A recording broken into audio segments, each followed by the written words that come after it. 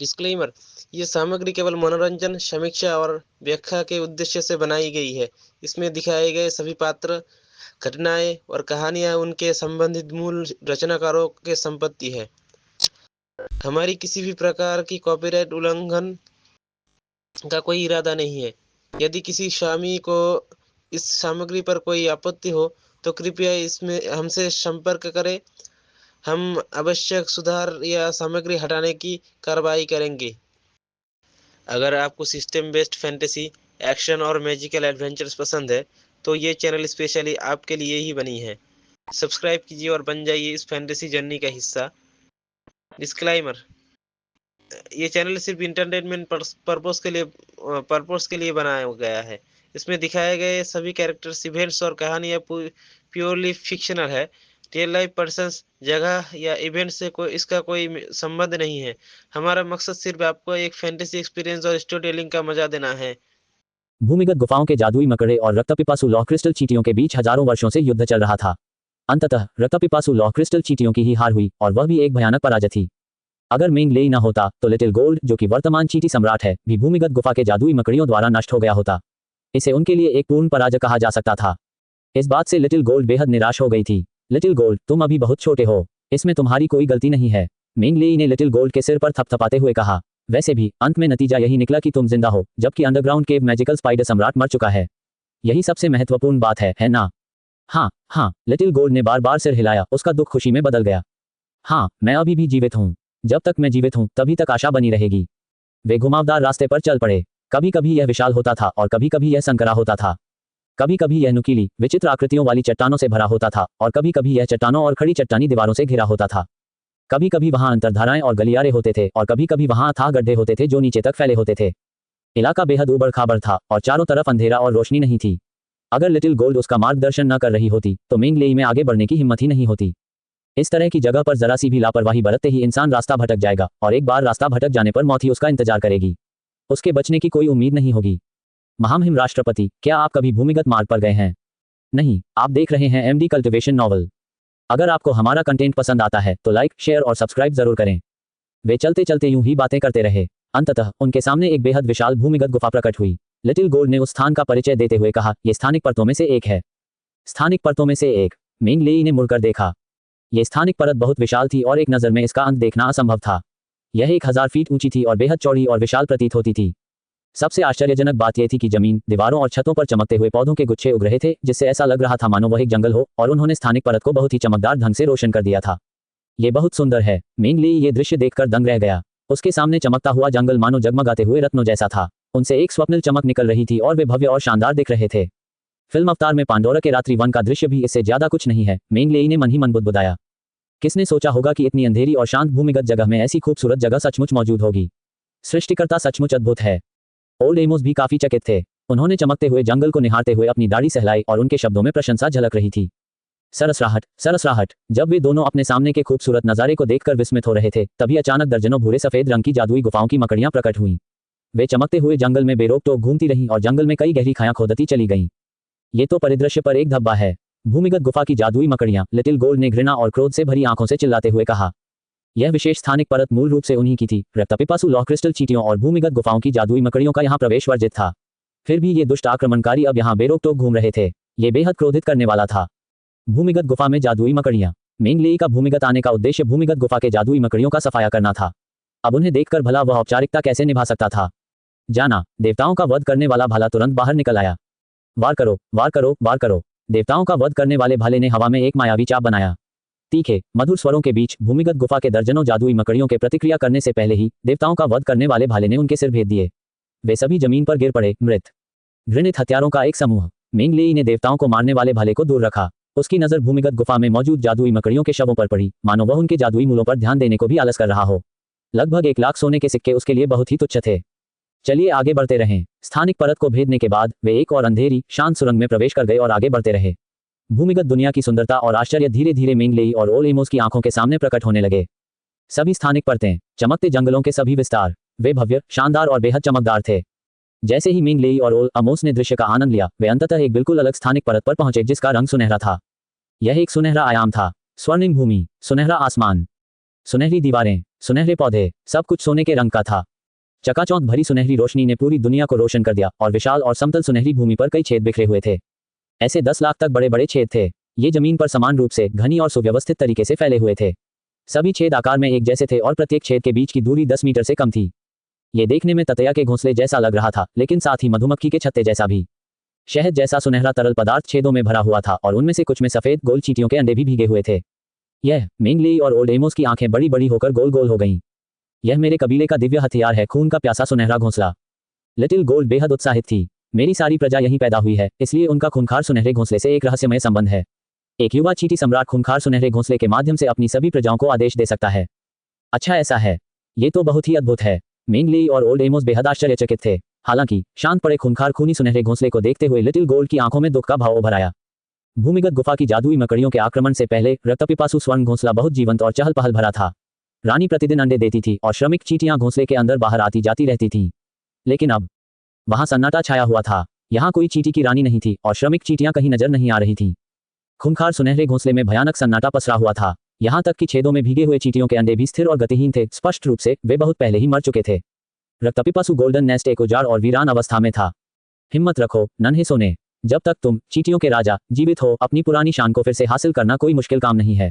मेंग लेई ने मुस्कुराते हुए कहा, अभी सबसे जरूरी काम है खूंखार सुनहरे घोंसले पर कब्जा करना और बाहर भटक रही सभी खूंखार लोहे की क्रिस्टल चींटियों को वापस बुलाना ताकि वे बाहर तबाही न मचा सकें। जी हाँ, मैं समझ गई। लिटिल गोल्ड ने सिर हिलाया। फिर उसने अपने छोटे पंख फड़फड़ाए और लगभग 2 मीटर चौड़े एक छेद ब्लडथर्स्टी गोल्डन नेस्ट के केंद्र में गोता लगाया। कुछ ही समय बाद रक्तपिपासे स्वर्ण घोंसले से एक रहस्यमय वीरान सी सीन की ध्वनि सुनाई दी, जो किसी प्रकार का रहस्यमय और अज्ञात संदेश भेज रही थी। महामहिम राष्ट्रपति, क्या आप समझते हैं कि इस तुरही की आवाज क्या कह रही है? मेंग लेई ने ओल्ड एमोस की ओर देखते हुए पूछा। ओल्ड एमोस ने अपना सिर हिलाकर यह संकेत दिया कि वह नहीं जानता और जवाब दिया, यह शायद खून के प्यासे लोहे के क्रिस्टल वाली चींटियों का संवाद करने का अनूठा तरीका है। उन दोनों को यह नहीं पता था कि वह उदास और निर्जन सीन की आवाज सुनहरी दुनिया और मोटी चट्टानी परतों से गुजरकर अंततः जादुई जानवर के जंगल की सतह तक पहुंच गई थी। फिर एक अद्भुत दृश्य देखने को मिला। जादुई जीव वन के जिस भी हिस्से में हों, जहां भी हों और जो भी कर रहे हों, बिना किसी अपवाद के वे सभी रक्तपिपासु लौह क्रिस्टल चींटियां अचानक रुक गईं। वे चमत्कारिक रूप से वहीं जम गए, मानो उनकी सारी हरकतें थम गई हों। वे सब स्थिर और गतिहीन हो गए, उनकी हरकतें सुव्यवस्थित और एक समान थीं। जादुई जीवों का पीछा करने वाले लोग रुक गए, शहरों पर हमला करने वाले रुक गए, इधर उधर भटक रहे लोग रुक गए। जो जा रहा है, चींटियों का झुंड चलना क्यों बंद हो गया है? चींटियों के झुंड के खतरे से घिरे अनगिनत लोग और जानवर पूरी तरह से हैरान रह गए। फिर उनकी और भी अधिक अचंभित निगाहों के सामने चींटियों का झुंड ज्वार के घटने की तरह पीछे हट गया। पलक झपकते ही वे सभी साफ सुथरे तरीके से पीछे हट गए। अगर इस समय कोई आसमान से नीचे देख रहा होता तो उसे एक अविश्वसनीय दृश्य दिखाई देता। अनगिनत चींटियां सभी दिशाओं से उमड़ती हुई एक ही जगह पर आकर मिल रही होती, जो कि भूमिगत दुनिया का प्रवेश द्वार होता है। अंत में वे सभी प्रवेश द्वार में कूद गए और अपनी दुनिया में लौट गए। सूर्योदय के साथ ही भोर की किरणें धरती पर फैल गईं। गंभीर और भव्य अकादमी के द्वारों के सामने घोड़ों, रथों और लोगों की एक अंतहीन धारा लगातार आती जाती रहती थी। सुनहरे कवच पहने पहरेदार अकादमी में आने जाने वाले छात्रों पर पैनी नजर रखते थे। उनकी निगाहें बाज की तरह ठंडी और तेज थीं। मुझे ईमानदारी से बताओ एलेक्स, इस सर्दी की छुट्टियों में तुमने कितनी प्यारी सौम्य छोटी नौकरानियों को अपवित्र किया। दफा हो जाओ, दफा हो जाओ, मेरी प्रतिष्ठा खराब मत करो। छी, कौन नहीं जानता कि तुम एलेक्स एक कुख्यात कामुक शैतान हो। अकादमी में आधे साल तक इसे दबाकर रखने के बाद क्या तुम घर जाते ही इसे बेकाबू नहीं कर दोगे? कमीने, क्या इतना ज्यादा बोलना बंद करना तुम्हारा कुछ बिगाड़ सकता है? जब मेंग लेई भव्य और विस्मयकारी द्वारों के सामने खड़े होकर अपने आसपास की हंसी और हंसी मजाक सुन रहे थे, तो उनकी आंखों में एक नई ऊर्जा और उत्साह की चमक दिखाई दी। भूमिगत गुफा के जादुई मकड़ियों का सफाया हो चुका था और लिटिल गोल्ड भूमिगत दुनिया में ही रह गया था। मैजिकल बीस्ट विलेज के ग्रामीणों के लिए व्यवस्थाएं व्यवस्थित करने में एक दिन बिताने के बाद मेंग लेई भी रवाना हो गया। एक रात की यात्रा के बाद वह आखिरकार अकादमी लौट आया। अकादमी से दूर रहने के इस एक महीने के दौरान उनमें आश्चर्यजनक बदलाव आए थे।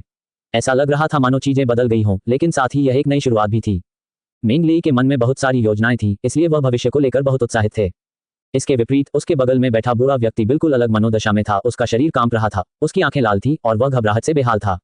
हालांकि ये बात समझ में आने लायक थी। जब ओल्ड एमोस ने यह अकादमी छोड़ी थी, तब वह इसके अध्यक्ष और सन डोमेन के एक महान जादूगर थे। लेकिन 20,000 साल बाद जब वह लौटे तो एक भटकती आत्मा बन चुके थे। समय कितना बदल गया था और चीजें कितनी बदल गई थीं। मैंने कभी सोचा भी नहीं था कि मैं वापस आऊंगा। अकादमी को काफी देर तक निहारने के बाद ओल्ड एमोस ने धीरे से आह भरी और कहा, उन 20,000 वर्षों के दौरान जब मैं भूमिगत फंसा हुआ था, मैंने अपने सपनों में भी वापस आकर इसे देखने की इच्छा की थी। आज मेरी यह इच्छा आखिरकार पूरी हो गई है। दरवाजे के बाहर देखने लायक कुछ खास नहीं है राष्ट्रपति जी। चलिए, मैं आपको अंदर ले चलता हूँ। मेंग लेई ने मुस्कुराते हुए अपनी जादुई अंगूठी से अपना जादुई बैज निकाला और उसे अपनी छाती पर लगा लिया। फिर वह अकादमी के द्वार की ओर चल पड़ा। सुनहरे कवचधारी पहरेदारों की निगाहें मेंग लेई पर पड़ीं। जब उन्होंने उसकी छाती पर जादुई चिन्ह देखा तो उन्होंने कोई बाधा नहीं डाली और मेंग लेई को अंदर जाने दिया। माननीय राष्ट्रपति महोदय, चलिए पहले सेंट ड्रैगन स्क्वायर पर एक नजर डाल लेते हैं। सेंट ड्रैगन स्क्वायर, वो क्या है? जब तुम वहां पहुंचोगे तो तुम्हें पता चल जाएगा। वे ठंडे, शांत, सिकोमोर पेड़ों से घिरे छोटे रास्ते से गुजरे। तभी उनकी नजर दर्जनों अलग अलग मूर्तियों पर पड़ी। मेंग लेई ने सेंट डोमेन की मूर्तियों की ओर इशारा करते हुए खुशी से कहा, यह सेंट ड्रैगन स्क्वायर है, माननीय राष्ट्रपति। इतने बड़े क्षेत्र में इतनी सारी मूर्तियां क्यों लगा दी हैं? जगह का कितना दुरुपयोग है। ओल्ड एमोस ने हल्के से भौहें चढ़ाईं, उनकी आंखों में असंतोष झलक रहा था। फिर भी वह अपने सबसे नजदीकी मूर्ति के पास गए और उसका बारीकी से निरीक्षण करने लगे। फ्रेड फ्लिट, 348वें और वर्तमान अकादमी अध्यक्ष, एक महान और शक्तिशाली वज्र तत्व वाले संत डोमेन के महान जादूगर। उनकी विशेषज्ञता वज्र तत्व जादू और वज्र तत्व ड्रैगन भाषा जादू में है। वे टाइटन पवित्र वज्र के रहस्य को सफलतापूर्वक सुझाने वाले पहले व्यक्ति हैं। उद्धरण चिन्ह ... उन्होंने कुल 1058 गरज तत्व वाले ड्रैगन भाषा जादू के मंत्र और सामान्य मंत्रों की रचना की और गरज तत्व जादू के अनुसंधान और विकास में सबसे उत्कृष्ट योगदान दिया। ओल्ड एमोस इस सेंट डोमेन प्रतिमा का इतिहास पढ़कर थोड़ा हैरान रह गया। अकादमी के वर्तमान अध्यक्ष वाकई कमाल के हैं। उन्होंने टाइटन होली थंडर के पीछे का रहस्य सुलझा लिया है। वाकई बहुत बढ़िया। टाइटन होली थंडर, मेंग लेई काफी हैरान थी। टाइटन होली थंडर टाइटन साम्राज्य के शाही परिवार का विशेष थंडर तत्वीय मंत्र है। इसकी शक्ति साधारण थंडर तत्वीय मंत्रों से कई गुना, यहां तक कि दर्जनों गुना अधिक है। यहां तक कि थंडर तत्वीय ड्रैगन भाषा का जादू भी इसके सामने फीका पड़ जाता है। ओल्ड एमोस ने समझाया, मैंने उस समय टाइटन साम्राज्य के साथ हुए युद्ध में भाग लिया था और टाइटन के पवित्र वज्र की शक्ति का अनुभव किया था। वह स्मृति आज भी मेरे मन में ताजा है। कई बार, यहां तक कि दर्जनों बार भी। मेंग लेई को एक जबरदस्त झटका लगा। ओल्ड एमोस ने मुस्कुराते हुए कहा, बच्चे, तुम्हारे पास वज्र तत्व से जुड़ी जादुई प्रतिभा है। अगर तुम वज्र तत्व से जुड़ी ड्रैगन भाषा की जादुई विद्या और टाइटन होली थंडर सीखना चाहते हो तो अकादमी के वर्तमान अध्यक्ष से सीखना शायद बहुत अच्छा रहेगा। हम अपनी पूरी कोशिश करेंगे। हालांकि मेंग लेई विचारशील दिख रही थी, लेकिन वह इस बारे में बहुत आश्वस्त नहीं थी। अकादमी के अध्यक्ष हमेशा से ही रहस्यमय और आसानी से न मिलने वाले व्यक्ति रहे थे। वे अकादमी में बहुत कम ही दिखाई देते थे। मेंग लेई ने उन्हें उद्घाटन समारोह के दौरान केवल एक बार देखा था और उसके बाद कभी नहीं। उससे सीखो, उसे वह मिलता कहाँ। चिंता मत करो, तुम्हारे अंदर अग्नि ड्रैगन का खून है, इसलिए तुम्हें भी राजपरिवार का हिस्सा माना जा सकता है। फ्रेड फ्लिट नाम का ये छोटा सा लड़का भी जाहिर तौर पर शाही परिवार का सदस्य है। मुझे लगता है कि वह तुमसे सीखने के तुम्हारे अनुरोध को अस्वीकार नहीं करेगा। बूढ़े एमोस ने मुस्कुराते हुए अपनी दाढ़ी घुमाते हुए कहा। शाही परिवार का कोई सदस्य? मेंग लेई की गहरी आंखों में एक असामान्य चमक कौंध गई। चलिए बाकी मूर्तियां भी देख लेते हैं। ओल्ड एमोस की आंखों में जिज्ञासा का भाव आ गया। मैं ये जानने के लिए बहुत उत्सुक हूं कि पिछले 20,000 वर्षों में अकादमी ने किस तरह के प्रतिभाशाली जूनियर तैयार किए हैं। डेक्स्टर ड्रिंकवाटर, अकादमी के 319वें अध्यक्ष, एक महान पृथ्वी तत्व वाले संत डोमेन के महान जादूगर। उन्होंने कुल 82 प्रकार के प्रथम श्रेणी के मंत्रों की रचना की। ऑगस्टस फ्लिट, बूढ़े आमोस ने मूर्तियों को बड़े आराम से देखा, कभी सिर हिलाकर प्रशंसा की, कभी चुप रहे, कभी सिर हिलाकर आह भरी और कुछ भी नहीं छोड़ा। देखते देखते 1 घंटा बीत गया। अंततः ओल्ड एमोस तीसरी अंतिम मूर्ति के पास पहुंचा। उसका चेहरा तुरंत बदल गया और वह अत्यंत जटिल, क्रोधित, आक्रोशित, पश्चातापपूर्ण और निराश भावों से भर गया। यह पहली बार था जब ओल्ड एमोस ने ऐसा भाव दिखाया था। मेंग लेई काफी हैरान रह गया। क्या वह उस मूर्ति के मालिक को जानता था? प्रचारित सामग्री, 79 साल की उम्र में भी मर्दाना ताकत 10 गुना कैसे बनी? प्रश्नवाचक चिन्ह, अधिक, 880, 220, 293। Adolf Holman, fire dragon magic academy के इतिहास में सबसे अधिक जादुई प्रतिभा वाला, सबसे कम समय में अध्ययन करने वाला और अकादमी से स्नातक होने वाला सबसे कम उम्र का छात्र है। वह ड्रैगन गॉड साम्राज्य के इतिहास में सबसे कम उम्र का 8वीं श्रेणी का महान जादूगर, 9वीं श्रेणी का महान जादूगर और संत डोमेन का महान जादूगर भी है। संत डोमेन में प्रवेश करते समय उसकी आयु मात्र 38 वर्ष थी। मेंग लेई ने पहले भी अडोल्फ होलमैन के कारनामों और उपलब्धियों के बारे में पढ़ा था। हालांकि उस समय उन्होंने इसे केवल अपने पूर्वजों की गौरवशाली उपलब्धियों के रूप में ही समझा था। आश्चर्य और प्रशंसा के अलावा उनके मन में इसके बारे में कोई और विचार नहीं था। हालांकि अब उन्हें वे बातें काफी समझ से परे लगने लगीं। उन्होंने न केवल अकादमी में 3 रिकॉर्ड बनाए बल्कि साम्राज्य में भी 3 और रिकॉर्ड बनाए। उन्होंने न केवल अकादमी में 3 रिकॉर्ड बनाए बल्कि साम्राज्य में भी 3 और रिकॉर्ड बनाए। वाह, ये तो वाकई प्रभावशाली था। उन्होंने तो सचमुच इतने सारे रिकॉर्ड बनाए थे। इसके अलावा मूर्ति के स्थान को देखते हुए अडोल्फ होलमैन संभवतः 20,000 वर्ष पूर्व का कोई व्यक्ति था और उसी युग का था जिस युग का प्राचीन आमोस था। इसका अर्थ यह है कि उसके द्वारा बनाए गए वे अभिलेख पिछले 20,000 वर्षों से संरक्षित रहे हैं और किसी ने भी उन्हें नष्ट नहीं किया है। अभूतपूर्व का क्या अर्थ था? यही था। मेंग लेई को इस अद्भुत व्यक्तित्व में तुरंत ही गहरी दिलचस्पी पैदा हो गई। उन्होंने पूछा, महामहिम राष्ट्रपति, क्या आप अडोल्फ होलमैन नाम के इस व्यक्ति को जानते हैं? वह मेरा शिष्य है, बूढ़े आमोस ने उत्तर दिया, मेरा इकलौता शिष्य। तो वह आपका शिष्य है। उस समय ओल्ड एमोस अकादमी के अध्यक्ष थे। चूंकि अडोल्फ में अद्भुत प्रतिभा थी, इसलिए ओल्ड एमोस द्वारा उसे अपना शिष्य बनाना स्वाभाविक ही था। ओल्ड एमोस ने आह भरते हुए कहा, अडोल्फ जब अकादमी में दाखिला लिया था तब वह केवल 9 वर्ष का था, लेकिन उसके पास सभी तत्वों की श्रेष्ठ श्रेणी की क्षमताएं थीं, जो इतिहास में अपनी तरह की पहली घटना थी। इसे इतिहास में अभूतपूर्व और भविष्य में कभी न दिखने वाला रिकॉर्ड कहा जा सकता है। सभी तत्वों के लिए उच्च श्रेणी की समानताएं। मेंग लेई अचंभित रह गई। ये किस तरह की शारीरिक बनावट है? तुम्हें जादू के 10 तत्व तो पता ही है ना? सर्वतत्वीय का अर्थ है कि वह जादू के सभी 10 तत्वों के लिए मौलिक संबंध रखता है। इसके अलावा उसके सभी 10 मौलिक संबंध श्रेष्ठ श्रेणी के थे। बूढ़े आमोस ने धीमी गहरी आवाज में उत्तर दिया। एस सुपीरियर ग्रेड टी 10 तत्वों के लिए। मेंग लेई ने अचानक जोर से झटका खाया, डर के मारे उसका पेशाब लगभग निकल ही गया था। हे भगवान, पृथ्वी, जल, वायु, अग्नि, लकड़ी, धातु, गरज, प्रकाश, अंधकार और बर्फ, क्या ये सभी बेहतरीन गुणवत्ता के हैं? फुफकार, क्या वह सचमुच इतना डरावना था? अनुवादक, एटलस स्टूडियोज। मेंग लेई अपनी जादुई प्रतिभा को उत्कृष्ट मानता था। 3 श्रेष्ठ श्रेणी की तात्विक शक्तियों बिजली, अग्नि और लकड़ी और एक उच्च श्रेणी की पृथ्वी तात्विक शक्ति के साथ, ये भले ही दुनिया में सर्वश्रेष्ठ न हो, लेकिन कुछ ही लोग इसकी बराबरी कर सकते थे। लेकिन उनसे भी कहीं अधिक उत्कृष्ट व्यक्ति उनसे पहले उभर कर सामने आ चुका था। सभी 10 मौलिक तत्वों के प्रति लगाव के लिए श्रेष्ठ श्रेणी का। किसी के पास इतनी अद्भुत जादुई प्रतिभा कैसे हो सकती है? मेंग लेई ने पूछा, जिसे ये बिल्कुल अविश्वसनीय लगा। इसीलिए अडोल्फ को अकादमी के इतिहास में सबसे प्रतिभाशाली व्यक्ति माना जाता है। आज भी कोई ऐसा नहीं है जो उनसे आगे निकल सके। एक हल्की आह भरते हुए ओल्ड एमोस ने कहा, यह बिल्कुल इसलिए है क्योंकि अडोल्फ के पास एक अतुलनीय जादुई प्रतिभा थी, जिसके कारण उसकी साधना की गति अत्यंत तीव्र थी। उन्होंने 6ठी कक्षा के जादूगर का खिताब हासिल किया और अकादमी में दाखिला लेने के महज 1 साल बाद ही स्नातक के लिए आवेदन कर दिया। फिर वे अकेले ही महाद्वीप में घूमने निकल पड़े और एक और भी शानदार और आश्चर्यजनक जीवन की शुरुआत की। वह 17 साल की उम्र में 8वीं श्रेणी का महान जादूगर बना, 25 साल की उम्र में 9वीं श्रेणी का महान जादूगर बना और 38 साल की उम्र में सफलतापूर्वक संघ क्षेत्र में प्रवेश कर गया। ओल्ड एमोस ने धीमी आवाज में कहा, उन दिनों में अडोल्फ आसमान में धधकते सूरज की तरह था, जिसने पूरे युग को रोशन कर दिया था। यह कहना कोई अतिशयोक्ति नहीं होगी कि अडोल्फ के युग में जन्म लेना सभी प्रतिभाशाली और विलक्षण प्रतिभाओं के लिए दुर्भाग्य था। उसने सबको इतनी बुरी तरह कुचल दिया कि उनमें से कोई अपना सिर भी नहीं उठा सका। ये तो बहुत ही प्रभावशाली है। मेंग लेई भी अचंभित हुए बिना नहीं रह सके। हालांकि उनके लिए सबसे ज्यादा पेचीदा बात यह थी कि ओल्ड एमोस का लहजा कुछ ठीक नहीं लग रहा था। क्या यह आत्मा उपहास था? और एक कड़वी मुस्कान। उन्होंने मन ही मन में उठे प्रश्न को व्यक्त किया। ऐसे शिष्य को पाकर आपको गर्व होना चाहिए, माननीय राष्ट्रपति जी। अगर उसके बाद जो हुआ वो ना हुआ होता तो मुझे वाकई बहुत गर्व होता। और सच तो यह है कि उस घटना से पहले भी अडोल्फ हमेशा से मेरा गौरव और खुशी था और मुझे उस पर बहुत गर्व था। बूढ़े एमोस ने एक आह भरी, उसके चेहरे पर एक व्यंग्यात्मक मुस्कान थी। हैरान परेशान मेंग लेई ने पूछा, वह घटना? अडोल्फ के संत डोमेन क्षेत्र प्राप्त करने के 148वें वर्ष में स्वर्ग के वॉल्ट महाद्वीप में अचानक हजारों रसातल दानव प्रकट हुए। ओल्ड एमोस की आवाज दुख से भरी हुई थी। खून के प्यासे और क्रूर रसातल दानव जन्मजात निर्दयी और बर्बर होते हैं और दूसरों का वध और नरसंहार करके जीते हैं। वे स्वयं मृत्यु और बुराई के अवतार हैं। अगाध कुंड के राक्षस। मेंग लेई को एक जबरदस्त झटका लगा। किसी को नहीं पता कि रसातल के दानव कहां से आए, लेकिन उनके प्रकट होने के बाद उन्होंने एक बड़ा नरसंहार शुरू कर दिया। असंख्य जिंदगियां कष्ट में मर गईं, अनगिनत जातियां विलुप्त हो गईं, और यहां तक कि 4 महान साम्राज्य भी खतरे में थे। इस प्रकार एक ऐसा युद्ध छिड़ गया जिसने पूरे महाद्वीप और उस पर रहने वाली सभी जातियों को अपनी चपेट में ले लिया। लंबे संघर्ष के बाद हम अंततः युद्ध में जीत के करीब पहुंच गए थे। हालांकि जैसे ही युद्ध अपने सबसे निर्णायक अंतिम मोड़ पर पहुंचा, अडोल्फ, उसने हमें धोखा दिया। ओल्ड एमोस के चेहरे पर पीड़ा के भाव उभर आए और उन्होंने कहा, उसने 1358 जादूगर टावरों में आग लगा दी और उन्हें उड़ा दिया, जिससे लगभग 1000 सेंट डोमेन जादूगर मारे गए और संयुक्त सेना की रक्षा पंक्ति नष्ट हो गई। इसी वजह से अंतिम मुकाबला अंततः सफल रहा। ऐसा क्यों हुआ? मेंग लेई अविश्वास से भरी हुई थी। अडोल्फ ने तुम्हें धोखा क्यों दिया? ऐसा करने से उसे क्या फायदा हुआ? मुझे भी शुरू में समझ नहीं आया था, बूढ़े एमोस ने सिर हिलाते हुए कहा। बाद में जब हमने रसातल के राक्षसों को हराया और अडोल्फ को पकड़ लिया, तभी हमें उसके कार्यों का कारण पता चला। उसने ऐसा क्यों किया? मेंग लेई ने पूछा। क्योंकि अडोल्फ खुद एक शैतान था। बूढ़े एमोस ने अपनी आंखें बंद करते हुए समझाया। असल में वह एक जासूस था जिसे रसातल ने स्वर्ग के वॉल्ट महाद्वीप में भेजा था। वह हमारे ग्रह पर आक्रमण करने की तैयारी में लंबे समय से स्वर्ग के वॉल्ट महाद्वीप में घात लगाए बैठा था। एक शैतान। मेंग लेई स्तब्ध रह गया। उसकी निगाहें अनायास ही अडोल्फ की मूर्ति पर पड़ी, जो गरिमा में और गंभीर, विस्मयकारी और पवित्र प्रतीत हो रही थी। क्या ऐसा व्यक्ति सचमुच शैतान हो सकता है? ये तो अविश्वसनीय है। हालांकि हमने अंत में रसातल के राक्षसों पर विजय प्राप्त कर उन्हें स्वर्ग के महाद्वीप से हमेशा के लिए बाहर निकाल दिया, लेकिन इसके बदले में हमें भारी कीमत चुकानी पड़ी। इसके लिए मैं खुद को बहुत दोषी मानता हूँ। ओल्ड एमोस ने आह भरी और कहा, उस घटना के बाद मैंने अकादमी अध्यक्ष पद से इस्तीफा दे दिया और अकादमी छोड़ दी। मैं महाद्वीप में भटकने लगा और तब से मैंने कभी भी दुनिया के मामलों में दखल नहीं दिया। मैं अकादमी में तब तक नहीं लौटा जब तक कि मैं भूमिगत जाल में नहीं फंस गया। इसका आपसे कोई लेना देना नहीं है, राष्ट्रपति महोदय। मेंग लेई ने सिर हिलाते हुए कहा, इसके लिए सिर्फ अडोल्फ को ही दोषी ठहराया जा सकता है, जिसने अपने इरादों को बहुत अच्छी तरह छिपाया था। बूढ़े एमोस ने सिर हिलाया। आपको मुझे सांत्वना देने की जरूरत नहीं है।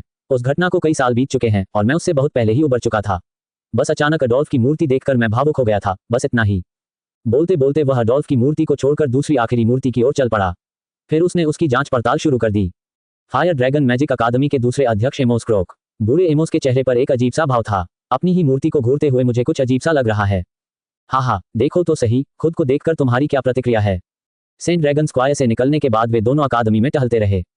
ओल्ड एमोस अतीत की यादों में खोया हुआ था और इधर उधर इशारे कर रहा था, जबकि मेंग लेई गिरे हुए विभिन्न स्टेट एट्रीब्यूट्स को उठाते हुए सुन रहा था। वे आराम से, स्वतंत्र और बेरोक-टोक होकर घूम रहे थे। अरे, क्या वह मेंग लेई नहीं है? ये क्या हो रहा है? ये सच में वही म्यूटेंट है। शायद वो ग्रेजुएशन के लिए आवेदन करने वापस आया है।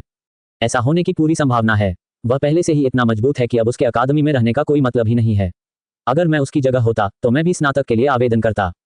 स्नातक के लिए आवेदन करना? क्या मिंग लेई प्रथम वर्ष का छात्र नहीं है? उसके लिए स्नातक होने के लिए क्या बचा है?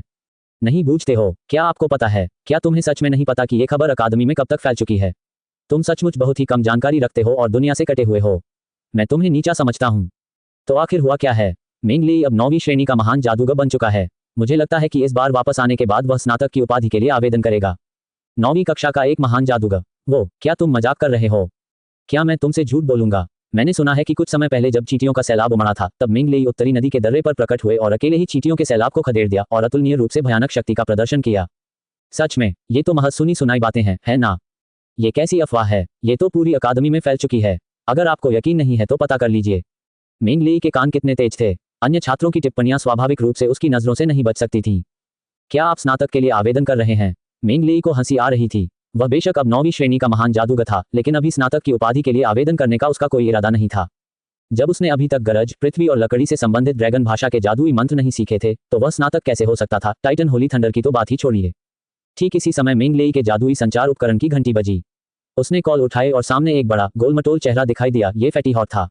भाई, तुम वापस आ गए। मिंग लेई ने भौहें चढ़ाते हुए जवाब दिया। आप खबरों से काफी अच्छी तरह वाकिफ हैं। मैं अभी अभी लौटा हूं, फिर भी आपको पहले से ही सब पता है। हाँ, मैंने अकादमी में बहुत सारे जासूस तैनात कर रखे हैं, इसलिए आपके लौटते ही मुझे पता चल जाएगा। फैटी हॉट हंसते हुए बोला। आप अभी अभी अकादमी लौटे हैं, इसलिए मैं संक्षेप में ही बात करूंगा। कुल मिलाकर 2 ही बातें हैं। ठीक है, मिंग लेई ने सिर हिलाया। पहली खबर तो यह है कि चींटियों के झुंड से लड़ते हुए तुमने जो कमाल दिखाया, उसकी खबर राजमहल तक पहुंच चुकी है। मैंने अपने पिताजी से सुना है कि राजा तुम्हें इनाम देने के लिए एक दावत का आयोजन करने वाले हैं। हॉट हंसते हुए बोला। अरे वाह, तुम्हारी साधना की गति और नॉर्थ रिवर पास में तुम्हारे प्रदर्शन को देखते हुए तुम्हें कम से कम आजीवन अर्ल की उपाधि तो मिलनी ही चाहिए। आजीवन अर्ल की उपाधि? जानते हो, मैं तो अभी भी सिर्फ विस्काउंट हूँ। आजीवन पेरेज अर्ल? मिंग लेई ने अपनी भौहें ऊपर उठाईं। उन्हें अर्ल जैसी खोखली उपाधियों की कोई परवाह नहीं थी। अगर उन्हें मार्क्विस या ड्यूक की उपाधि भी दे दी जाए तो क्या फर्क पड़ता है? हालांकि कुलीनता की उपाधि केवल एक खोखली उपाधि नहीं थी। इससे कई व्यवहारिक लाभ भी मिलते थे, जैसे विशेष अधिकार और भूभाग। लेकिन मिंग लेई के लिए सबसे महत्वपूर्ण चीज क्षेत्र था। इस दुनिया में, जो पूरी तरह से कुलीन वर्ग के नियंत्रण में थी, एक ऐसी जमीन का मालिक होने के कई फायदे थे जो पूरी तरह से किसी की अपनी हो और उसकी निजी संपत्ति हो। उस क्षेत्र का मालिक वहां का स्थानीय सम्राट होता था। वह जो चाहे कर सकता था। दूसरे मुद्दे के बारे में क्या? मिंग लेई ने पूछा। मैंने राजधानी के 3 सबसे बड़े व्यापार संघों और 13 प्रमुख अधिग्रहण कंपनियों से पहले ही संपर्क कर लिया है। आप वापस आने पर उनसे कभी भी मिल सकते हैं। अनुवादक एटलस स्टूडियोज, संपादक एटलस स्टूडियोज। मिंग लेई ने फोन काट दिया। मन ही मन वह बहुत खुश थी। जादुई जीव 1 में इस दौरान उसने काफी संख्या में जादुई कोर जमा कर लिए थे। वे निश्चित रूप से अच्छी खासी रकम में बिकेंगे। जादुई कोर को भुनाने का शानदार मौका। उसकी संपत्ति में जबरदस्त वृद्धि। आज रात का ही इंतजार था। मिंग लेई को बेसब्री से इंतजार था। Beep beep beep. इस समय जादुई संचार उपकरण फिर से बज उठा। मिंग लेई ने उस पर नजर डाली। यह उसके प्रधानाध्यापक डक नॉर्वे का फोन था। मिंग लेई, तुम वापस आ गए? जी हाँ, मैं ही हूँ, श्रीमान डक। तुम्हारे वापस आने की खबर सुनकर अच्छा लगा। डक नॉर्वे ने राहत की सांस ली। तुम इस समय कहाँ हो? अगर फुर्सत हो तो मेरे दफ्तर आ जाना। कोई तुमसे मिलना चाहता है। मैं अभी आता हूँ। फोन रखने के बाद मिंग लेई ने माफी मांगते हुए कहा, मुझे बहुत खेद है माननीय राष्ट्रपति महोदय। मैं अब आपके साथ सैर जारी नहीं रख सकता। आगे बढ़ो। बूढ़े एमोस ने उसे हाथ हिलाकर विदा किया। रास्ते में तुम ड्रैगन भाषा के जादू के बारे में भी पूछ सकते हो। समझ गया। मिंग लेई ने सिर हिलाया। फिर वह संकाय भवन की ओर चल पड़ा। आधे घंटे बाद वह भवन के सामने पहुंच गया। इस समय ओल्ड एमोस का चेहरा, जो पूरे समय उसके बगल में तैर रहा था, अचानक थोड़ा बदल गया और वह तुरंत ही स्थानिक घेरे में लौट आया। क्या बात है, राष्ट्रपति महोदय? मिंग लेई ने चौंकते हुए पूछा। वहां संत लोगों की उपस्थिति है। ओल्ड एमोस ने आध्यात्मिक टेलीपैथी के माध्यम से उत्तर दिया।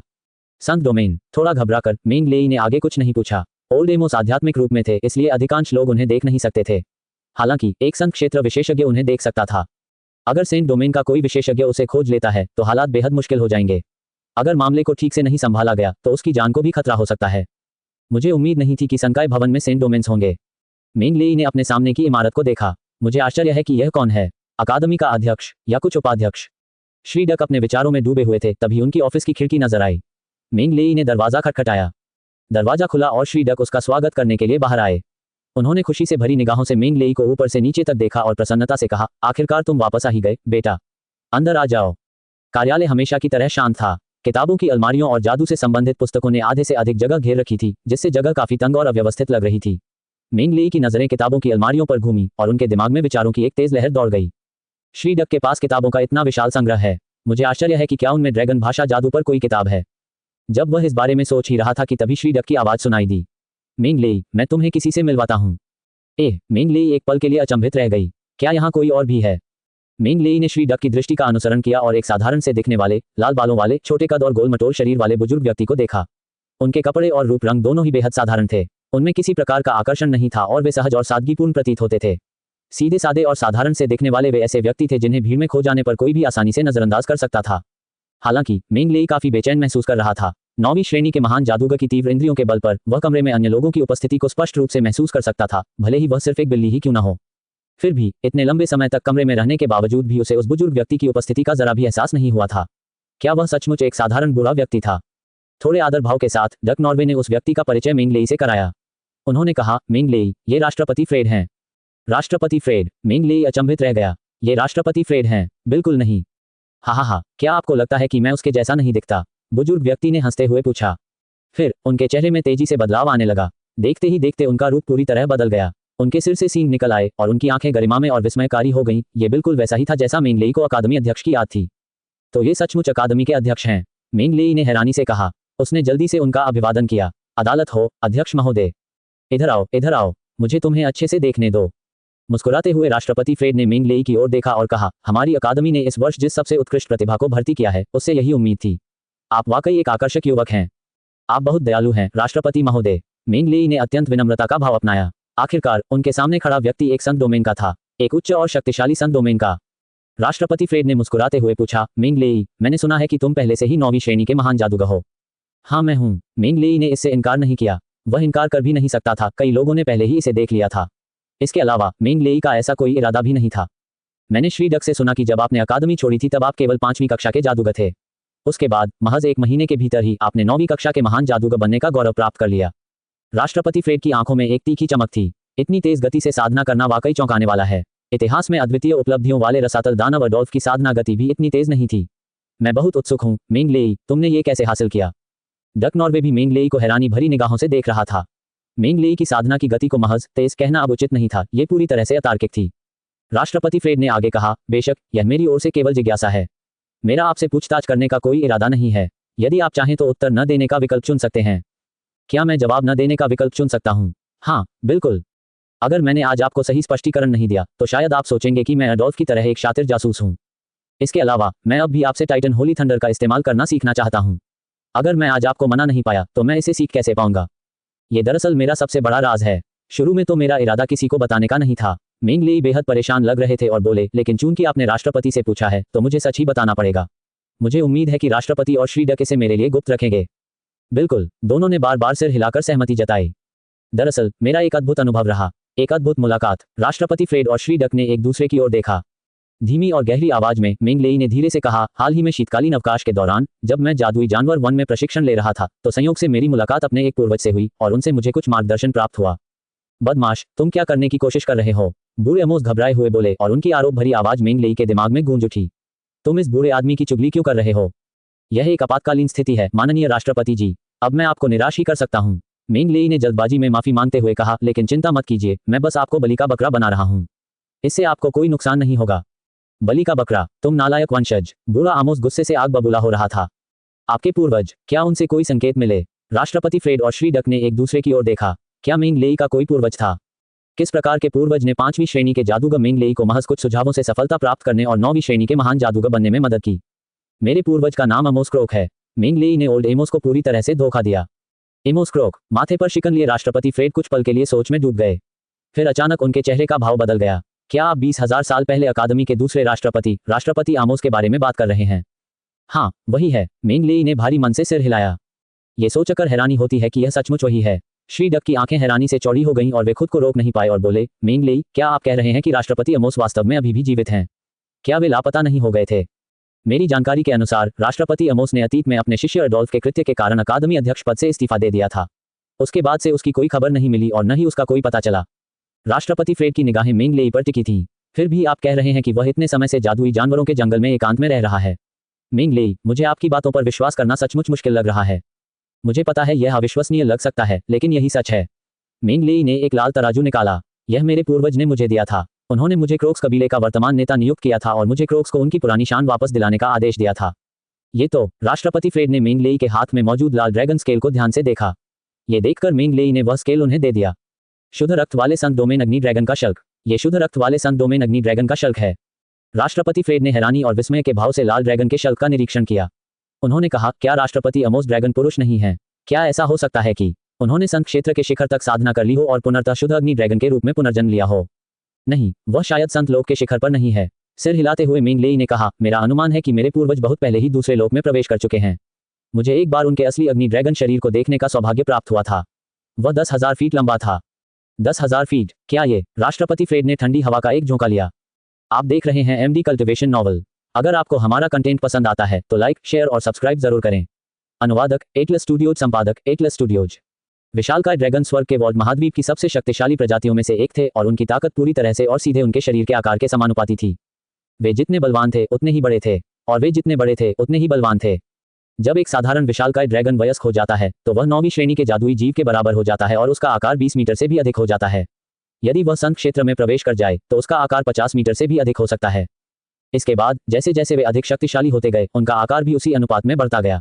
हालांकि अपने चरम पर भी सेंट डोमेन के विशालकाय ड्रैगन का आकार लगभग 100 मीटर से अधिक नहीं था। 10,000 फीट तक लंबा अजगर का शरीर यह अब उस तरह का आकार नहीं था जो किसी संत क्षेत्र के विशालकाय अजगर का अपने चरम पर होता।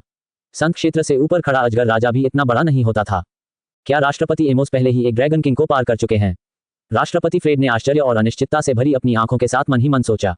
एक ड्रैगन राजा, अन्य जातियों से संबोधन का एक शब्द उधार लेते हुए उन्हें अर्ध देवता के रूप में भी जाना जाता था। आधा देवता कौन था? कोई ऐसा व्यक्ति जो आधा मनुष्य और आधा देवता हो। वे लोग जिनमें देवता की कुछ विशेष क्षमताएं तो होती थीं, लेकिन जिन्होंने अभी तक अपने नश्वर शरीर को त्याग कर सच्चे देवता का रूप नहीं धारण किया था, उन्हें अर्ध देवता के रूप में जाना जाता था। एक ऐसा अस्तित्व जो अर्ध देवता से भी बढ़कर है। क्या ये? राष्ट्रपति फ्रेड अचरज से हौंफने लगे। नहीं, यह असंभव है। स्वर्ग के वॉल्ट महाद्वीप में लगभग 10,000 वर्षों से किसी देवता का जन्म नहीं हुआ है। राष्ट्रपति एमोस भला देवता का दर्जा कैसे प्राप्त कर सकते हैं? क्या ऐसा हो सकता है कि 10,000 साल पहले ही वह ऐसा कर चुका हो? राष्ट्रपति फ्रेड की आंखें झपक गईं क्योंकि उनके मन में अनगिनत विचार कौंध गए। कुछ देर के लिए वे मेंग लेई के दावों को लेकर काफी अनिश्चित थे। हालांकि एक बात ऐसी थी जिस पर उन्हें पूरा यकीन था, संभवतः मेंग लेई की मुलाकात वास्तव में राष्ट्रपति एमोस से हुई थी। सबसे पहले 20,000 से अधिक वर्षों के बाद क्रोक्स सभ्यता इतिहास के लंबे क्रम में दब गई थी। उनके जैसे कबीले के बारे में बहुत कम लोग जानते थे। 16 वर्षीय किशोर मेंग लेई की तो बात ही छोड़िए, वह क्रोक्स के बारे में कहां से सीखता। दूसरी बात, उस शुद्ध रक्त वाले अग्नि ड्रैगन का शल्क झूठ नहीं बोलता था। अधिकांश लोग इस तरह की बात सोच भी नहीं सकते थे। क्या इसे किसी विशालकाय ड्रैगन के शरीर से चुराया गया? क्या इसे उससे खींचकर अलग किया गया? क्या इसे उससे छीन लिया गया? हाँ, क्या यह संभव भी था? अंत में मेंग लेई ड्रैगन भाषा जादू करने में सक्षम था। विशेष रूप से उत्तरी नदी दर्रे पर उसके द्वारा किए गए ड्रैगन भाषा जादू के मंत्र इस समस्या को अच्छी तरह से समझा सकते थे, क्योंकि अग्नि तत्व से संबंधित कुछ मंत्र ठीक वही थे जो 20,000 साल पहले राष्ट्रपति अमोस के विशेष मंत्र थे, जबकि कुछ अन्य अग्नि तत्व से संबंधित मंत्र थे जो इस महाद्वीप में पहले कभी नहीं देखे गए थे। मेंग लेई के मूल मंत्र? नहीं, यह असंभव था। एकमात्र संभावना यही थी कि वे किसी और व्यक्ति के मूल मंत्र थे। ऊपर उल्लिखित विभिन्न बिंदुओं का सारांश यह है कि मेंग लेई के राष्ट्रपति अमोस से मिलने की संभावना बहुत अधिक थी। इससे महज एक महीने में 9वीं श्रेणी के महान जादूगर के रूप में उनकी सफलता का अब पर्याप्त स्पष्टीकरण मिल गया। जहां तक इस बात का सवाल है कि क्या राष्ट्रपति आमोस सचमुच देवता बन गए थे, राष्ट्रपति फ्रेड फिलहाल संशय में थे, क्योंकि यह मामला बेहद ही चौंकाने वाला था। जब तक उन्हें इसका कोई पुख्ता सबूत नहीं मिल जाता तब तक उन्हें इस बात पर यकीन करना बेहद मुश्किल लग रहा था। मेंग लेई, मैंने कभी सोचा भी नहीं था कि तुम्हारा ऐसा अद्भुत अनुभव होगा। राष्ट्रपति फ्रेड आश्चर्य से भर उठे और बोले, और तो और, तुम राष्ट्रपति अमोस की वंशज हो। यह अकादमी और राज्य के लिए सचमुच एक आशीर्वाद है। ये सब मेरे पूर्वजों की मुझ पर कृपा के कारण है, विनम्र मेंग लेई ने उत्तर दिया, जो पूरी तरह से सर्वश्रेष्ठ अभिनेता के मूड में थे। मेंग लेई, चूंकि आप हमारे फायर ड्रैगन किंगडम के राजघराने के सदस्य हैं, तो क्या आप मुझे दिखा सकते हैं कि ड्रैगन में रूपांतरित होने के बाद आप कैसे दिखते हैं? राष्ट्रपति फ्रेड ने अनुरोध किया। मेंग लेई चाहे कितनी भी मनगढ़ंत कहानी क्यों न गढ़ ले, वह किसी के वंश की कहानी जितनी विश्वसनीय नहीं हो सकती। अगर उसके पास अग्नि ड्रैगन का वंश है तो सारे संदेह दूर हो जाएंगे। कोई बात नहीं, मेंग लेई ने सिर हिलाकर जवाब दिया। फिर उसने अपने शरीर में मौजूद अग्नि ड्रैगन रक्त को जागृत किया, ड्रैगन रूपांतरण को सक्रिय किया और ड्रैगन पसंद का रूप धारण कर लिया। बुरा नहीं, वाकई बुरा नहीं, ये तो शुद्ध अग्नि ड्रैगन वंश है। मेंग लेई के ड्रैगन रूपांतरण को देखकर राष्ट्रपति फ्रेड ने बार बार सिर हिलाया। उनका मन अब पूरी तरह से शांत हो गया था। उन्होंने पूछा, मेंग लेई, राष्ट्रपति अमोस ने अतीत में अकादमी में बहुत बड़ा योगदान दिया है। चूंकि आप उनके वंशज हैं, क्या आपको किसी चीज में मदद की जरूरत है? लगभग आधे दिन तक तरह तरह की कहानियां गढ़ने और बनाने के बाद उसकी वह बात ठीक वही थी जिसका मेंग लेई इंतजार कर रहा था, तो भला वह औपचारिकता कैसे निभा सकता था? इसलिए उसने तुरंत अपना अनुरोध कर दिया। उच्च कोटि की ड्रैगन भाषा की जादूगरी, साथ ही टाइटन होली थंडर से जुड़े रहस्य, सभी पुस्तकालय की सबसे ऊपरी मंजिल पर संग्रहित हैं। मुस्कुराते हुए राष्ट्रपति फ्रेड ने आगे कहा, शुरू में केवल कुछ विशेष आवश्यकताओं को पूरा करने वाले प्रतिभाशाली लोगों को ही प्रवेश की अनुमति थी, लेकिन चूंकि आपकी स्थिति असाधारण है, इसलिए मैं आपको वहां अध्ययन करने के लिए विशेष अनुमति देता हूं, मेंग लेई। धन्यवाद राष्ट्रपति। बाल बाल बच गए राष्ट्रपति महोदय। संकाय भवन से बाहर निकलते हुए राहत की सांस लेते हुए मेंग लेई ने माथे से पसीना पोंछते हुए कहा। आधी अधूरी सच्चाई बताकर और तरह तरह की मनगढ़ंत बातें गढ़कर वह आखिरकार राष्ट्रपति फ्रेड को अपनी बातों में फंसाने में कामयाब हो गया था। क्रोधित बूढ़े आमोस ने उसे बुरी तरह फटकारा, तुम छोटे कमीने, तुम्हारी हिम्मत कैसे हुई मुझे बलि का बकरा बनाने की? मेरे पास तुम्हारे जैसे कोई नालायक वंशज नहीं है। हे, सच में मेरे पास इस समय कोई और रास्ता नहीं था, है ना? मेंग लेई ने शर्माते हुए हंसते हुए कहा, अगर मैं प्रेसिडेंट फ्रेड को मना नहीं पाया तो ड्रैगन लैंग्वेज मैजिक और टाइटन होली थंडर तो बेकार हो ही जाएंगे, साथ ही मुझ पर रसातल दानव होने का आरोप भी लग सकता है। अगर ऐसा हुआ तो मेरी जान को खतरा होगा।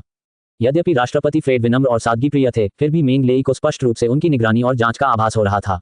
यदि वह उन्हें संतोषजनक स्पष्टीकरण नहीं दे पाते तो परिणाम अकल्पनीय होते। अंततः ये मेरी अत्यधिक तेज साधना गति के परिणाम हैं। अफसोस, लगता है कि मुझे भविष्य में और अधिक गुमनाम रहना होगा। तुम्हारी साधना तो अडोल्फ से भी कहीं ज्यादा तेज है। कौन जाने, कहीं तुम सचमुच ही रसातल दानव ना हो। ये ठीक नहीं है, मुझे इसकी ठीक से जांच करनी होगी, कहीं तुम मुझे धोखा न दे दो। बूढ़े आमोस ने गुस्से से कहा, मैं पहले ही एक बार धोखा खा चुका हूं, अब दोबारा नहीं। मेंग लेई ने आंखें घुमाई। महाराष्ट्रपति जी, ऐसा तो नहीं है कि आप यह नहीं बता सकते कि मैं रसातल दानव हूं या नहीं? आपको धोखा देने वाली बात क्या है? ओल्ड एमोस ने हल्की सी नाक सिकोड़ते हुए जवाब दिया, तुम इतने गुप्त हो कि कुछ कहना मुश्किल है। नहीं, ये ठीक नहीं है, मुझे इसकी ठीक से जांच करनी होगी। ऐसे में आप बस एक उचित और गहन जांच कर लीजिए, बेहतर होगा कि आप कोई गलती न करें। मेंग लेई ने तिरस्कारपूर्ण लहजे में जवाब दिया। फिर उसने विषय बदलते हुए कहा, राष्ट्रपति फ्रेड ने बताया कि ड्रैगन लैंग्वेज मैजिक मंत्र और टाइटन होली थंडर से संबंधित अध्ययन पुस्तकालय की सबसे ऊपरी मंजिल पर रखे गए हैं। मैं अभी जाकर देख लेता हूँ। जाओ, दौड़ो और आगे बढ़ो। पुस्तकालय बहुत बड़े क्षेत्र में फैला हुआ था और अकादमी की सबसे भव्य और प्रभावशाली इमारत थी। पूरे राज्य में भी इसे एक प्रभावशाली इमारत माना जाता था। पुस्तकालय के सामने दो मूर्तियां खड़ी थीं। वे क्रमशः जादू की एक किताब और एक जादुई छड़ी थी।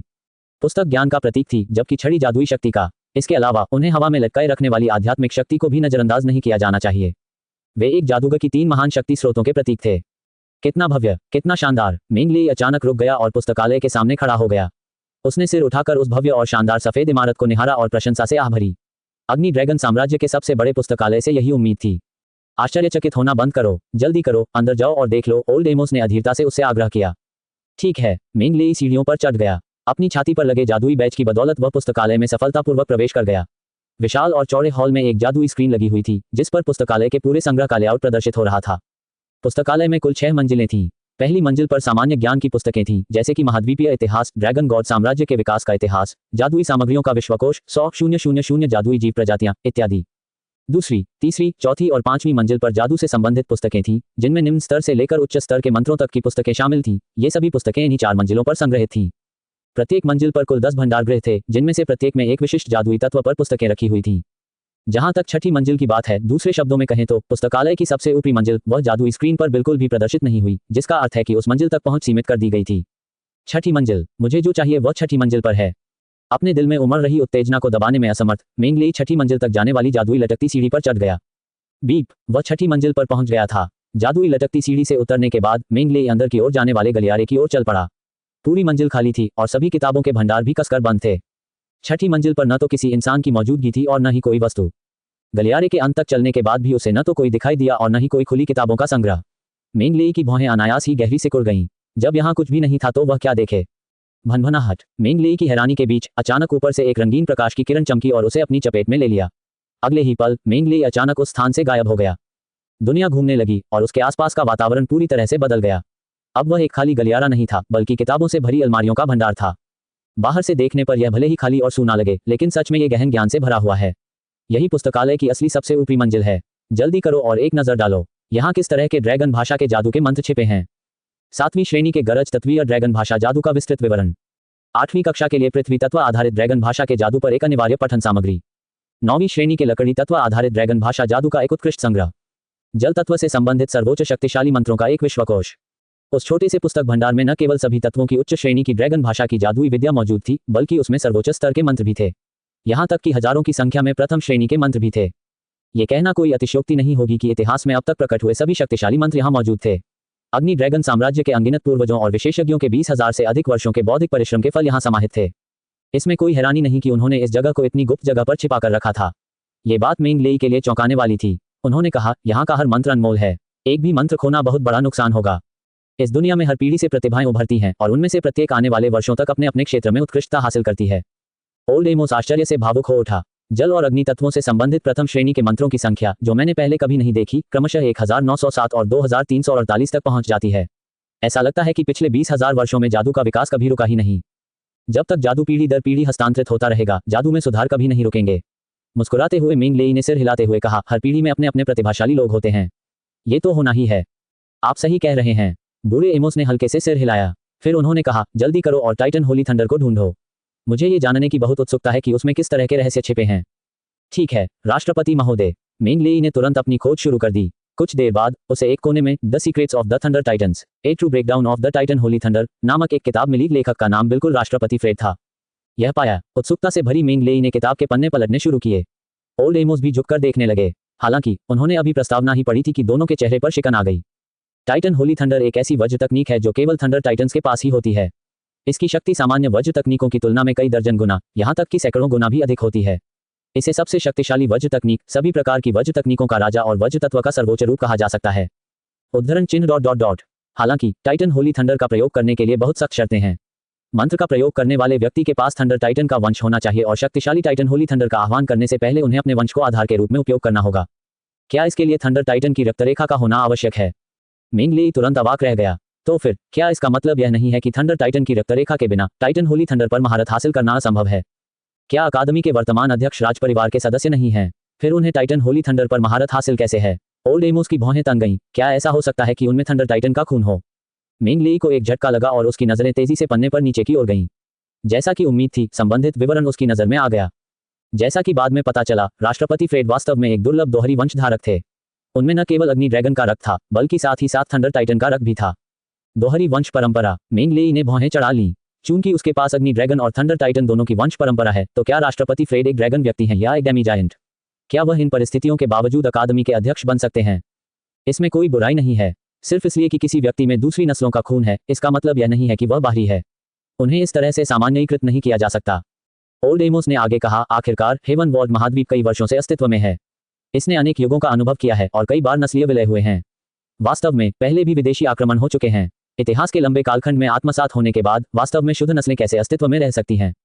मिंग लेई उसके शब्दों से स्तब्ध रह गई। शुद्ध रक्त वाले विशालकाय ड्रैगन, शुद्ध रक्त वाले टाइटन और परी राजघराने भी इस बात की गारंटी नहीं दे सकते कि उनके शरीर में अन्य जातियों के रक्त का जरा सा भी अंश नहीं है। मनुष्यों के रक्त की तो बात ही छोड़ दें। मनुष्य सबसे कमजोर जाति है और हजारों हजारों वर्षों से वे हमेशा विभिन्न शक्तिशाली जातियों के आश्रित रहे हैं। इसलिए उनका रक्त सभी जातियों में सबसे अधिक विविधतापूर्ण है। ऐसा कहा जा सकता है कि हर इंसान के खून की गहराई में कई अलग अलग छिपी हुई वंश परंपराएं मौजूद हैं, जैसे कि ड्रैगन, टाइटन, बीस्ट पीपल। बस इतना ही है कि वे बहुत अधिक मिश्रित हो गई हैं और जागृत नहीं हो सकती, बस इतना ही।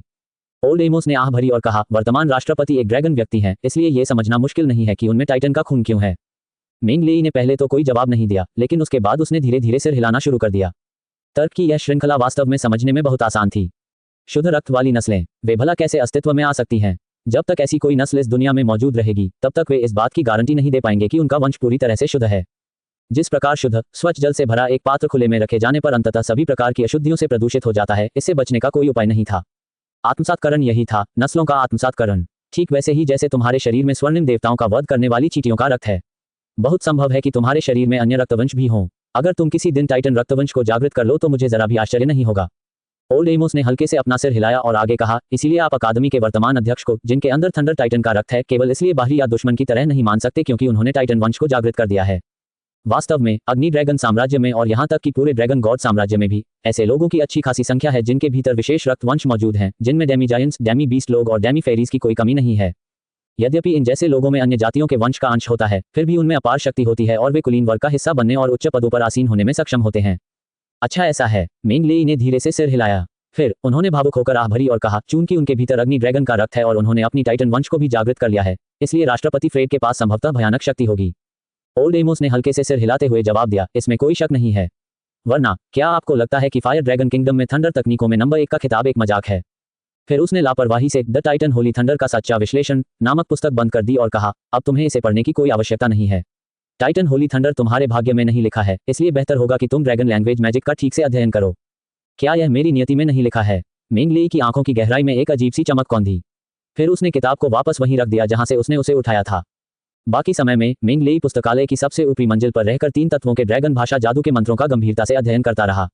उसकी आध्यात्मिक शक्ति अब तक बहुत प्रबल हो चुकी थी, इसलिए उसे व्यापक ज्ञान और तीव्र स्मृति प्राप्त थी, जिससे वह अपने द्वारा देखी गई हर चीज को याद रख पाता था।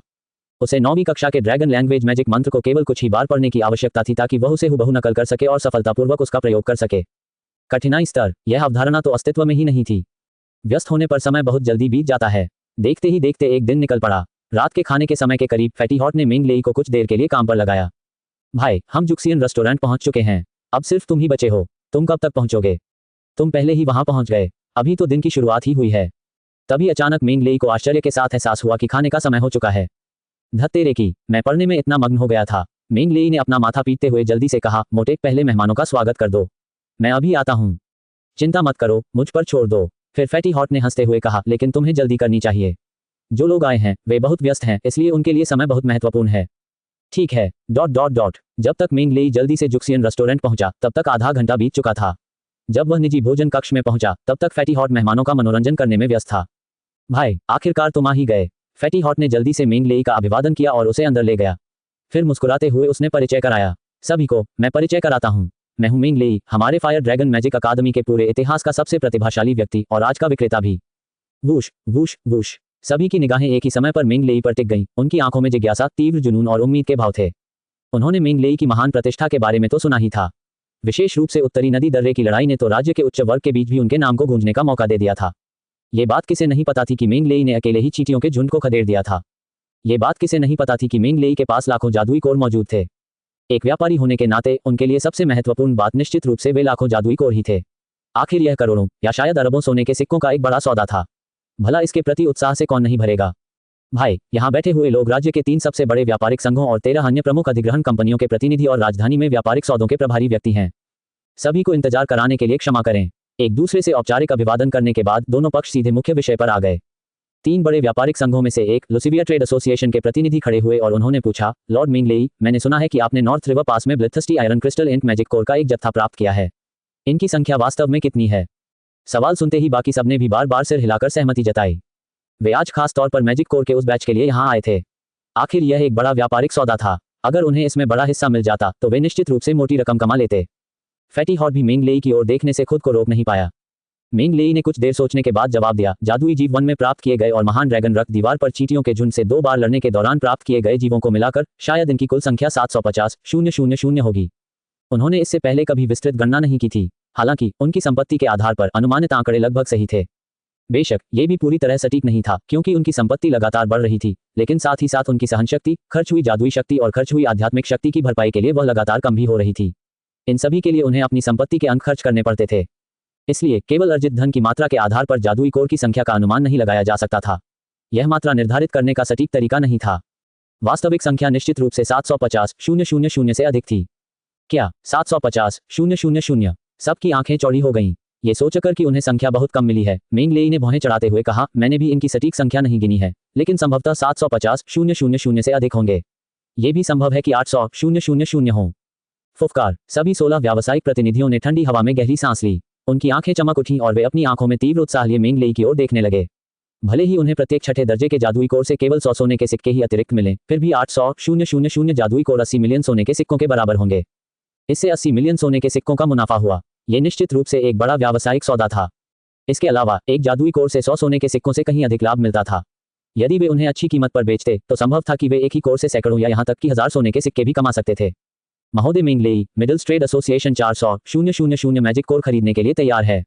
आप अपनी कीमत बता सकते हैं। यदि कीमत स्वीकार्य हुई तो हम तुरंत सौदा कर सकते हैं। 400,000। ये तो बहुत बड़ा दावा है। कुल मिलाकर केवल 800,000 जादुई कोर हैं। अगर मिडिल्स ट्रेड एसोसिएशन एक ही बार में इसका आधा हिस्सा ले लेता है तो क्या हम बाकी लोगों को भूखा रहना पड़ेगा? बिल्कुल, मैं ज्यादा कुछ नहीं मांग रहा, बस 100,000 मैजिक कोर ही काफी होंगे। मैं प्रति मैजिक कोर 11,000 सोने के सिक्के दे सकता हूँ। आपका क्या विचार है, लॉर्ड मेंग लेई? लॉर्ड मेंग लेई अपनी कम उम्र के बावजूद असाधारण प्रतिभा के धनी हैं और उन्होंने चींटियों के आक्रमण से राज्य की रक्षा करके सराहनीय सेवा प्रदान की है। लुसिविया ट्रेड एसोसिएशन आपका लाभ नहीं उठाना चाहता, इसलिए हम प्रत्येक जादुई कोर को 13,000 सोने के सिक्कों में खरीदने का प्रस्ताव देते हैं। शांत निजी कमरा पल भर में बेहद शोरगुल भरा हो गया। मेंग लेई के एक वाक्य ने कंपनी के सभी 16 प्रतिनिधियों को खरीदारी की होड़ में लगा दिया। ये देखकर मेंग लेई को तुरंत एहसास हुआ कि उसने इन जादुई कोर के मूल्य को बहुत कम आंका था। एक जादुई कोर की कीमत 10,000 सोने के सिक्के। ये तो बहुत सस्ता था। मुझे खुशी है कि मैंने ये काम फैटी को सौंपा। अगर मैंने ये खुद किया होता तो सुविधा के लिए मैं इन्हें सस्ते में बेच देता। अगर मैंने ऐसा किया होता तो मुझे कितना नुकसान होता। मेंग लेई ने फैटी हॉट को सहमति भरी नजर से देखा और फिर सबको शांत होने का इशारा करते हुए हाथ उठाया। इसके बाद मुस्कुराते हुए उन्होंने कहा, सब लोग मेरी बात ध्यान से सुनिए। इन 800,000 छठी श्रेणी के जादुई कोर के अलावा मेरे पास 40,000 से 50,000 7वीं श्रेणी के जादुई कोर भी हैं, जिन्हें मैं आप सबको बेच सकता हूँ। 7वीं श्रेणी के जादुई कोर की संख्या 50,000 से 50,000 तक। उनकी बातें सुनकर उनमें से कोई भी उनसे अपनी निगाहें नहीं हटा सका। ... जब वे जुक्सियन रेस्टोरेंट से निकले तो फैटी हॉट की आंखें लाल हो चुकी थीं और वह मेंग लेई को घूर रहा था। अगर उसके पास इतनी ताकत न होती तो वह निश्चित रूप से मेंग लेई को लूट लेता। भाई, तुमने तो सोने की खान पाली। सचमुच सोने की खान पाली। 14.7 अरब सोने के सिक्के। जी हाँ, पूरे 14.7 अरब सोने के सिक्के। इतने पैसे भला कोई कैसे खर्च कर सकता है? इसे कैसे खर्च करें? बस यूं ही, मुझे लगता है। बाहर से भले ही मेंग लेई शांत दिख रहा था, लेकिन अंदर ही अंदर वह बेहद रोमांचित था। सभी जादुई कोर और शवों की बिक्री से उसे 14.7 अरब सोने के सिक्के मिले थे। इसमें उसके पास पहले से मौजूद 5 अरब सोने के सिक्के जोड़ने पर उसकी संपत्ति में जबरदस्त वृद्धि हुई और वह 19.7 अरब सोने के सिक्कों तक पहुंच गई। आइए सांख्यिकी इंटरफेस पर एक नजर डालते हैं। मेजबान, मेंग लेई। जाति, मानव। इसमें अग्नि ड्रैगन, अग्नि दानव और स्वर्ण देवता हत्यारा चींटी का वंश शामिल है। संपत्ति 19,728, 925, 768 सोने के सिक्के। शारीरिक संरचना, 9वीं श्रेणी का योद्धा, 76,43,31,943 बटा 1 अरब। आत्मा, महान 9वीं कक्षा का जादूगर, 13,56,253 बटा 1 अरब। जादुई शक्ति, महान 9वीं कक्षा का जादूगर, 11,32,358 बटा 1 अरब। 0.7 अरब सोने के सिक्के। इसमें भूमिगत गुफा के जादुई मकड़ी सम्राट के शव को भी जोड़ दें, जिसे मैं कम से कम 5 अरब सोने के सिक्कों में बेच सकता हूं, तो कुल मिलाकर 24.7 अरब सोने के सिक्के हो जाते हैं। 0.7 अरब सोने के सिक्के। पता है, ये तो मुझे संत लोक में पहुंचाने के लिए काफी है। हा। अपने विचारों में डूबे मेंग लेई को जोर से हंसी आ गई। उसकी जोरदार हंसी फैटी हॉट के कान के पास गूंजी, जिससे वह दांत पीसने लगा। उसकी आंखें भी लाल हो गई थीं। दूसरों से अपनी तुलना करने से केवल अनावश्यक निराशा ही उत्पन्न होती है। बिल्कुल। फैटी हॉट ने गुस्से में अपनी छाती पिटी और पैर पटके। ये सोचकर दुख होता है कि मैं, फैटी हॉट, जो गोल्डन कोलोसल ड्रैगन की वंश परंपरा का वंशज हूँ, एक कुलीन ड्यूक परिवार में पैदा हुआ हूँ और बचपन से ही बेहतरीन शिक्षा प्राप्त की है, फिर भी आज तक मैं कंगाल और निराश हूँ, अपने माता पिता पर आर्थिक सहायता के लिए निर्भर रहते हुए मृत्यु की प्रतीक्षा में दिन गुजार रहा हूँ। लेकिन आपके बारे में क्या? पता नहीं क्यों तुम इतने अमीर अरबपति बन गए। किस्मत कितनी अन्यायपूर्ण है। मेंग लेई दबे स्वर में हंस पड़ा। मोटे, एक और बात है जो मैंने तुम्हें अभी तक नहीं बताई है। अगर तुम्हें पता चल गया तो तुम शायद मेरी पिटाई कर दोगे। यह क्या है? फैटी हॉट ने आश्चर्यचकित होकर पूछा। जब मैं जादुई जीव 1 में प्रशिक्षण ले रहा था, तब मुझे गलती से एक सन डोमेन जादुई जीव का शव मिला। शुरुआती अनुमानों के अनुसार इसे शायद कुछ अरब सोने के सिक्कों में बेचा जा सकता है। मेंग लेई ने फैटी हॉट के घावों पर नमक छिड़कना नहीं भूला। एक सन डोमेन के जादुई जानवर का शव गलती से मिल गया। फैटी हॉट की आंखें बड़ी बड़ी हो गईं और वह चिल्लाया, क्या तुम सच कह रहे हो? हाँ, मैं हूँ। मेंग लेई ने पहले कभी नहीं देखा था कि फैटी हॉट की आंखें वास्तव में इतनी बड़ी हो सकती हैं। ये क्या बकवास है? फैटी हॉट झट से हवा में उछल पड़ा। वाह। ... रात शांतिपूर्वक गुजरी। अगली सुबह मेंग लेई हमेशा की तरह पुस्तकालय गया और गरज, पृथ्वी और लकड़ी से संबंधित ड्रैगन भाषा के जादू का अध्ययन जारी रखा। भूमिगत गुफा के जादुई मकड़ी सम्राट के शव की बिक्री का जिम्मा उसने हमेशा की तरह फैटी हॉट को सौंप दिया। हालांकि जब मेंग लेई ने 10 लाख सोने के सिक्कों का एक शानदार लाल पैकेट एक निकाला, तो वह आदमी ईर्ष्या की धधकती आग से राख में बदलने के करीब था, लेकिन फैटी हॉट की ईर्ष्या की आग तुरंत बुझ गई। फैटी हॉट ने सुझाव दिया कि सेंट डोमेन के जादुई जानवर के शव जैसे अमूल्य खजाने को जादुई कोर की बिक्री की तरह लापरवाही से नहीं बेचा जाना चाहिए। उन्हें और भी अधिक और अधिक धनी खरीदारों से संपर्क करना चाहिए। इसलिए इसका सबसे अच्छा तरीका नीलामी ही था। मेंग लेई ने इस सुझाव पर तुरंत सहमति जता दी। उन्होंने नीलामी घर से संपर्क करने का काम फैटी हॉट को सौंप दिया और खुद पुस्तकालय की ओर चल दिए। शाम को फैटी हॉट ने उससे दोबारा संपर्क किया और उसे बताया कि उसने नीलामी घर से संपर्क करने का काम पूरा कर लिया है। मेंग लेई तुरंत नीलामी घर पहुंचा और अंडरग्राउंड केव मैजिकल स्पाइडर एम्पर का शव निकाल लाया। दर्जनों मीटर ऊंचा, पूरे शरीर का रंग खून जैसा लाल है। भयंकर आभा का प्रसार हो रहा है। भूमिगत गुफा के जादुई मकड़ी सम्राट का शव जैसे ही प्रकट हुआ, सब लोग दंग रह गए। उसका रक्तपिपासु, क्रूर बाहरी रूप और भयानक, डरावना चेहरा देखकर हर किसी की रूह कांप उठी। एक प्रभावशाली व्यक्तित्व और ऐसा सुगठित शरीर, इसमें कोई शक नहीं है, ये निश्चित रूप से सेंट डोमेन का जादुई जानवर है। हे भगवान, ये तो सचमुच सेंट डोमेन का जादुई जानवर है। नीलामी घर के संबंधित प्रभारी ने तुरंत यह निष्कर्ष निकाला कि यह वास्तव में सन डोमेन का जादुई प्राणी है।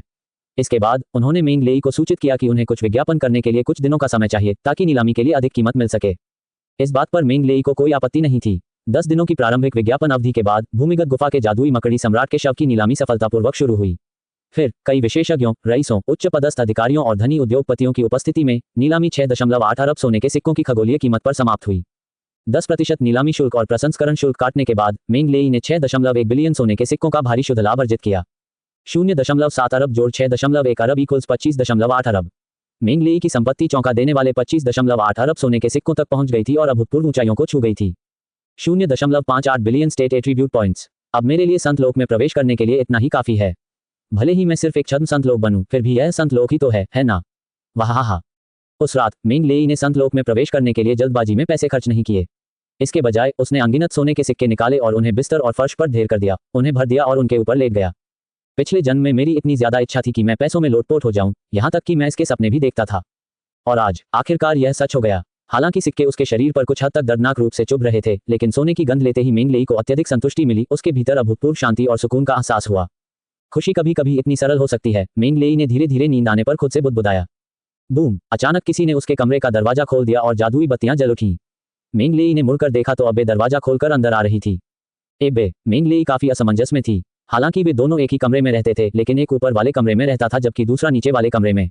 उन्होंने कभी एक दूसरे से बात नहीं की थी, एक दूसरे से मिलने जाना तो दूर की बात थी। एब्बे अचानक वहां क्यों आ गया था? एब्बे कमरे में भरे सोने के सिक्कों को देखकर अचंभित हो गया।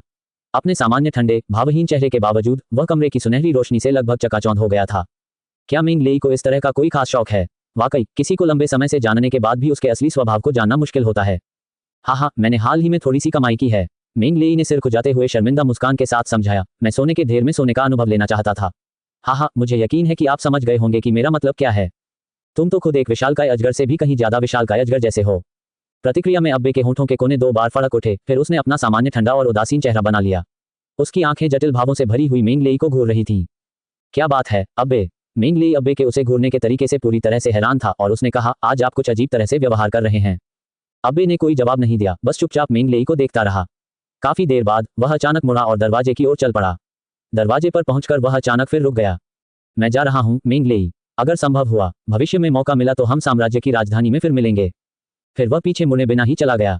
क्या चल रहा है? मेंग लेई को उसकी बातें बिल्कुल समझ नहीं आईं। जब तक उसे होश आया तब तक अब्बे जा चुका था। एब्बे, आप कहाँ जा रहे हैं? मेंग लेई ने जल्दी से उसका पीछा किया, लेकिन उसे पता चला कि अब्बे बहुत पहले ही गायब हो चुके थे। उनकी आध्यात्मिक शक्ति ऊपर तक फैली हुई थी, लेकिन वहां कोई नहीं था। उसने जादुई संचार उपकरण पर एब्बे का कोड डायल किया, लेकिन कोई फायदा नहीं हुआ। एब्बे हवा में गायब हो गया था। वह आखिर कर क्या रहा है? खाली बैठक कक्ष में खड़े खड़े मेंग लेई की हैरानी बढ़ती ही जा रही थी।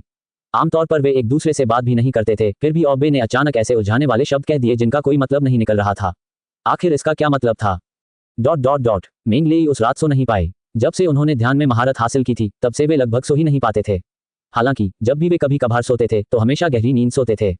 हालांकि आज रात एक दुर्लभ अवसर था जब उन्हें नींद नहीं आई। जैसे ही वह अपनी आंखें बंद करता, उसका सारा ध्यान अब्बे पर केंद्रित हो जाता। विशेष रूप से उसकी वे आंखें जो एक असामान्य चमक से दमकती थीं, बार बार उसके दिमाग में उभर आती, जिससे मेंग लेई झुंझलाहट और बेचैनी से करवटें बदलने लगता। अगले दिन सुबह सुबह मेंग लेई हमेशा की तरह पुस्तकालय गया। रास्ते में उसे आश्चर्य हुआ जब उसने कई अपरिचित दिखने वाले लोगों को देखा। वे बड़े और हटे कट्टे थे, कवच पहने हुए थे और उनके पास तरह तरह के हथियार थे। योद्धा अकादमी में आ चुके थे और उनकी संख्या भी कम नहीं थी। इससे छात्र तरह तरह के कयास लगाने लगे और इशारे करने लगे। उन्होंने साम्राज्य के अभिजात वर्ग के बीच एक बड़ी प्रतियोगिता जैसी बातों का जिक्र किया, जिससे मेंग लेई काफी हैरान हो गए। हालांकि उन्होंने उनकी बातों को गंभीरता से नहीं लिया। चाहे वॉरियर्स हो या अभिजात वर्ग के बीच की कोई प्रतियोगिता, इनमें से किसी का भी उससे कोई लेना देना नहीं था। इस समय उनकी सर्वोच्च प्राथमिकता ड्रैगन भाषा जादू का अध्ययन करना था। इसके बाद वे अकादमी छोड़कर ब्रह्मांड की गति को समझने के लिए एक साहसिक यात्रा पर निकलेंगे और साथ ही साथ अधिक धन कमाने के लिए उच्च श्रेणी के जादुई जीवों का शिकार करेंगे। अकादमी के मामले अब उनकी रुचि को जगाने में सक्षम नहीं थे। ग्रीन ड्रैगन एक लकड़ी तत्व वाला विशालकाय ड्रैगन है। हालांकि इसका शरीर अन्य तत्वों के विशालकाय ड्रैगनों की तुलना में कमजोर है, लेकिन लकड़ी तत्व वाला ड्रैगन 2 प्रकार की जादुई शक्तियों का स्वामी है, लकड़ी तत्व वाली ड्रैगन भाषा जादू और विष जादू। लकड़ी तत्व वाली ड्रैगन भाषा का जादू दुनिया के सभी पौधों को वश में करने और उनकी वृद्धि को नियंत्रित करने में सक्षम है। इसी कारण हरे ड्रैगन को पौधों का नियंत्रक भी कहा जाता है और यह परियों की पुष्प आत्माओं से भी कहीं अधिक शक्तिशाली है। विषैला जादू। उसने गरज तत्व वाली ड्रैगन भाषा जादू का अध्ययन करने में 5 दिन और पृथ्वी तत्व वाली ड्रैगन भाषा जादू का अध्ययन करने में 5 दिन का समय लिया था। पुस्तकालय में यह उनका 11वां दिन था और मेंग लेई ने लकड़ी तत्व वाली ड्रैगन भाषा जादू का अध्ययन शुरू किया।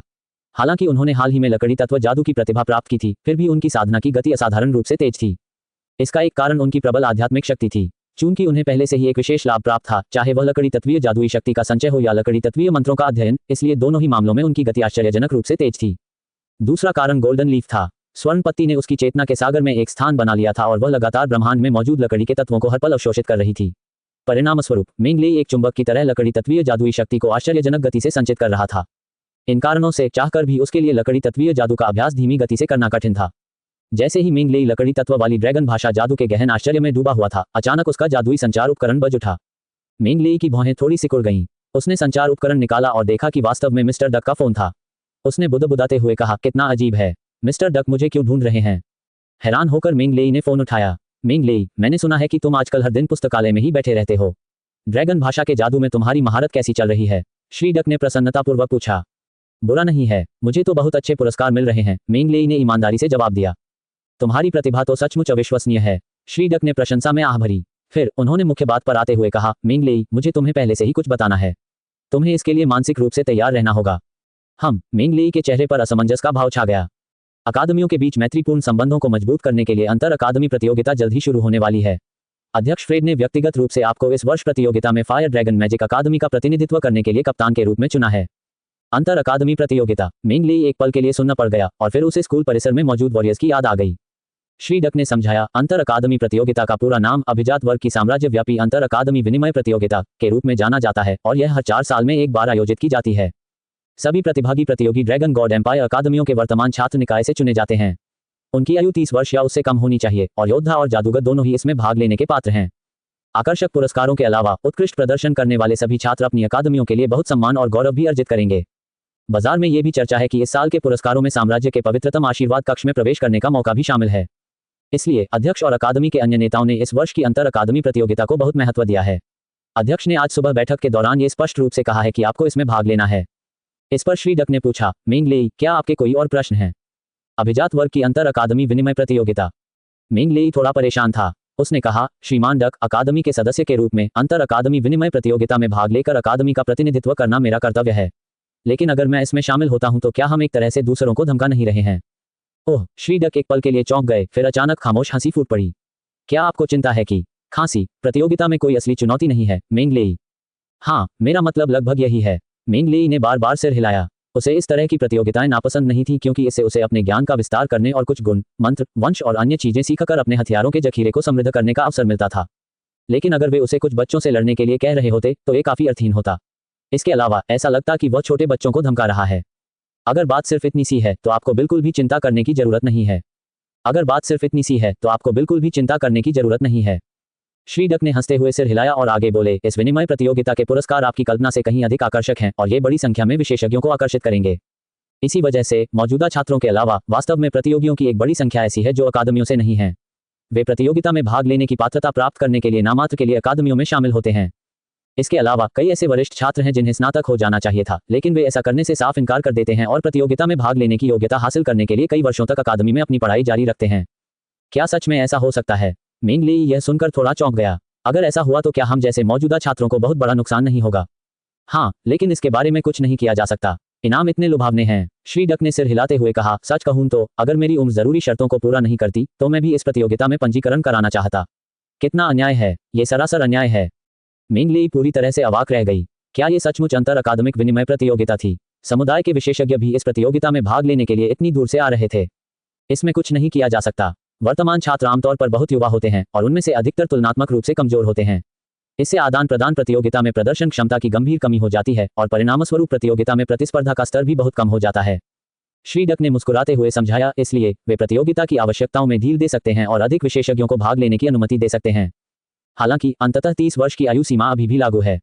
अन्यथा संभव है कि कुछ बेहद बेशर्म पुराने सामान बेचने वाले भी इसमें शामिल हो जाएं। इस तरह प्रतियोगिता आगे नहीं चल पाएगी। ठीक है, मैं समझ गया। मिंग लेई ने अपना सिर हिलाया और फिर पूछा, श्री डक, विनिमय प्रतियोगिता कब शुरू होती है? ये कहाँ आयोजित की जाती है और मुझे क्या करने की आवश्यकता है? प्रतियोगिता आधिकारिक तौर पर आधे महीने बाद शुरू होगी और यह शाही शहर में आयोजित की जाएगी।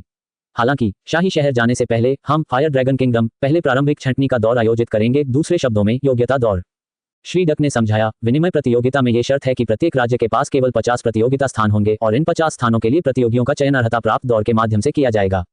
हर राज्य में सिर्फ 50 स्थान। इससे मिंग लेई अचंभित रह गया। फायर ड्रैगन किंगडम की राजधानी में ही 70 से अधिक अकादमियां थीं। पूरे राज्य की सभी अकादमियों को मिलाकर देखें तो वर्तमान छात्रों की संख्या 100,000 से कहीं अधिक थी और इसमें समुदाय के विशेषज्ञों की संख्या भी शामिल है। इतने सारे प्रतियोगियों के बावजूद कुल मिलाकर केवल 50 स्थान ही उपलब्ध थे।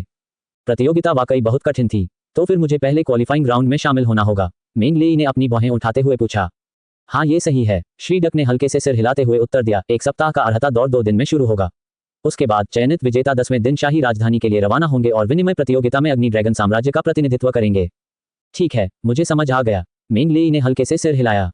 मेंग लेई, डगलस मैजिक एकेडमी इस वर्ष क्वालिफाइंग राउंड की मेजबानी कर रही है। 2 दिन बाद होने वाले इस आयोजन में शामिल होना न भूलें। समझ गया, मिस्टर डक। फोन रखने के बाद मेंग लेई ने लकड़ी तत्व वाली ड्रैगन भाषा जादू का अध्ययन जारी रखा और 2 दिनों के भीतर इसमें महारत हासिल करने और इसे पूरी तरह से समझने का प्रयास किया। ...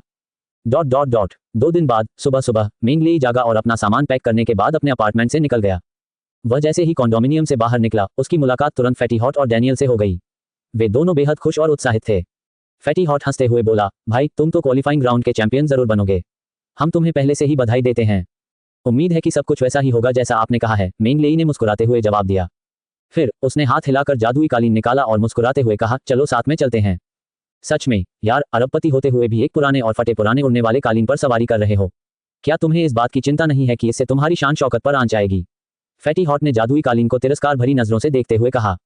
फिर उसने अपने हाथ को जोर से हिलाते हुए एक चमकदार सुनहरा जादुई उड़ने वाला रथ प्रकट किया।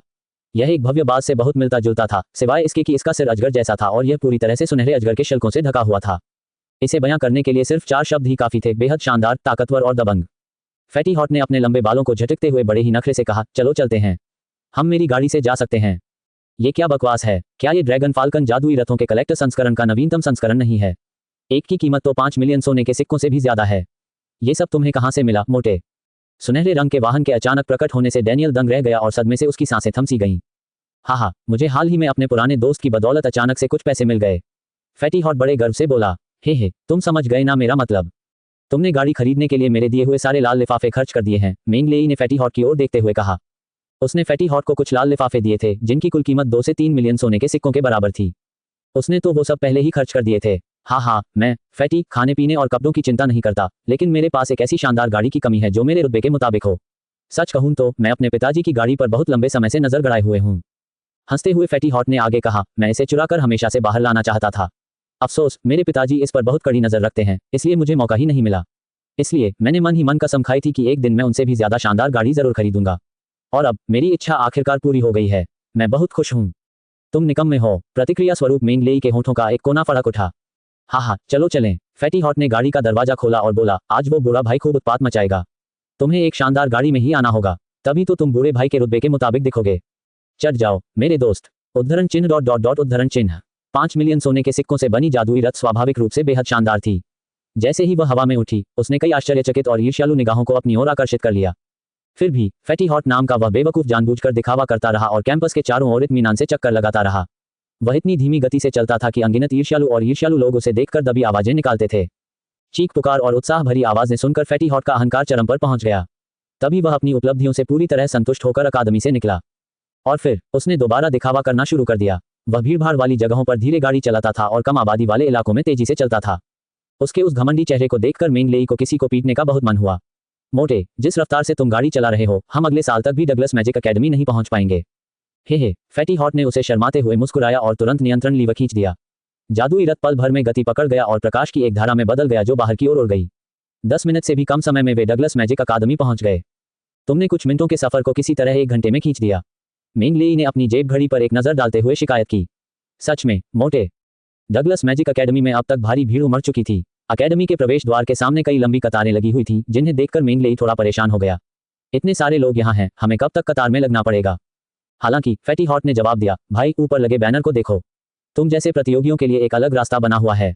मेंग लेई ने जल्दी से उधर देखा। वाकई, उसने अकादमी के प्रवेश द्वार पर कुछ बैनर लटके हुए देखे, जिनमें से एक पर बड़े बड़े सुनहरे अक्षरों में लिखा था, प्रतियोगी कृपया बगल वाले दरवाजे पर बने विशेष मार्ग से प्रवेश करें।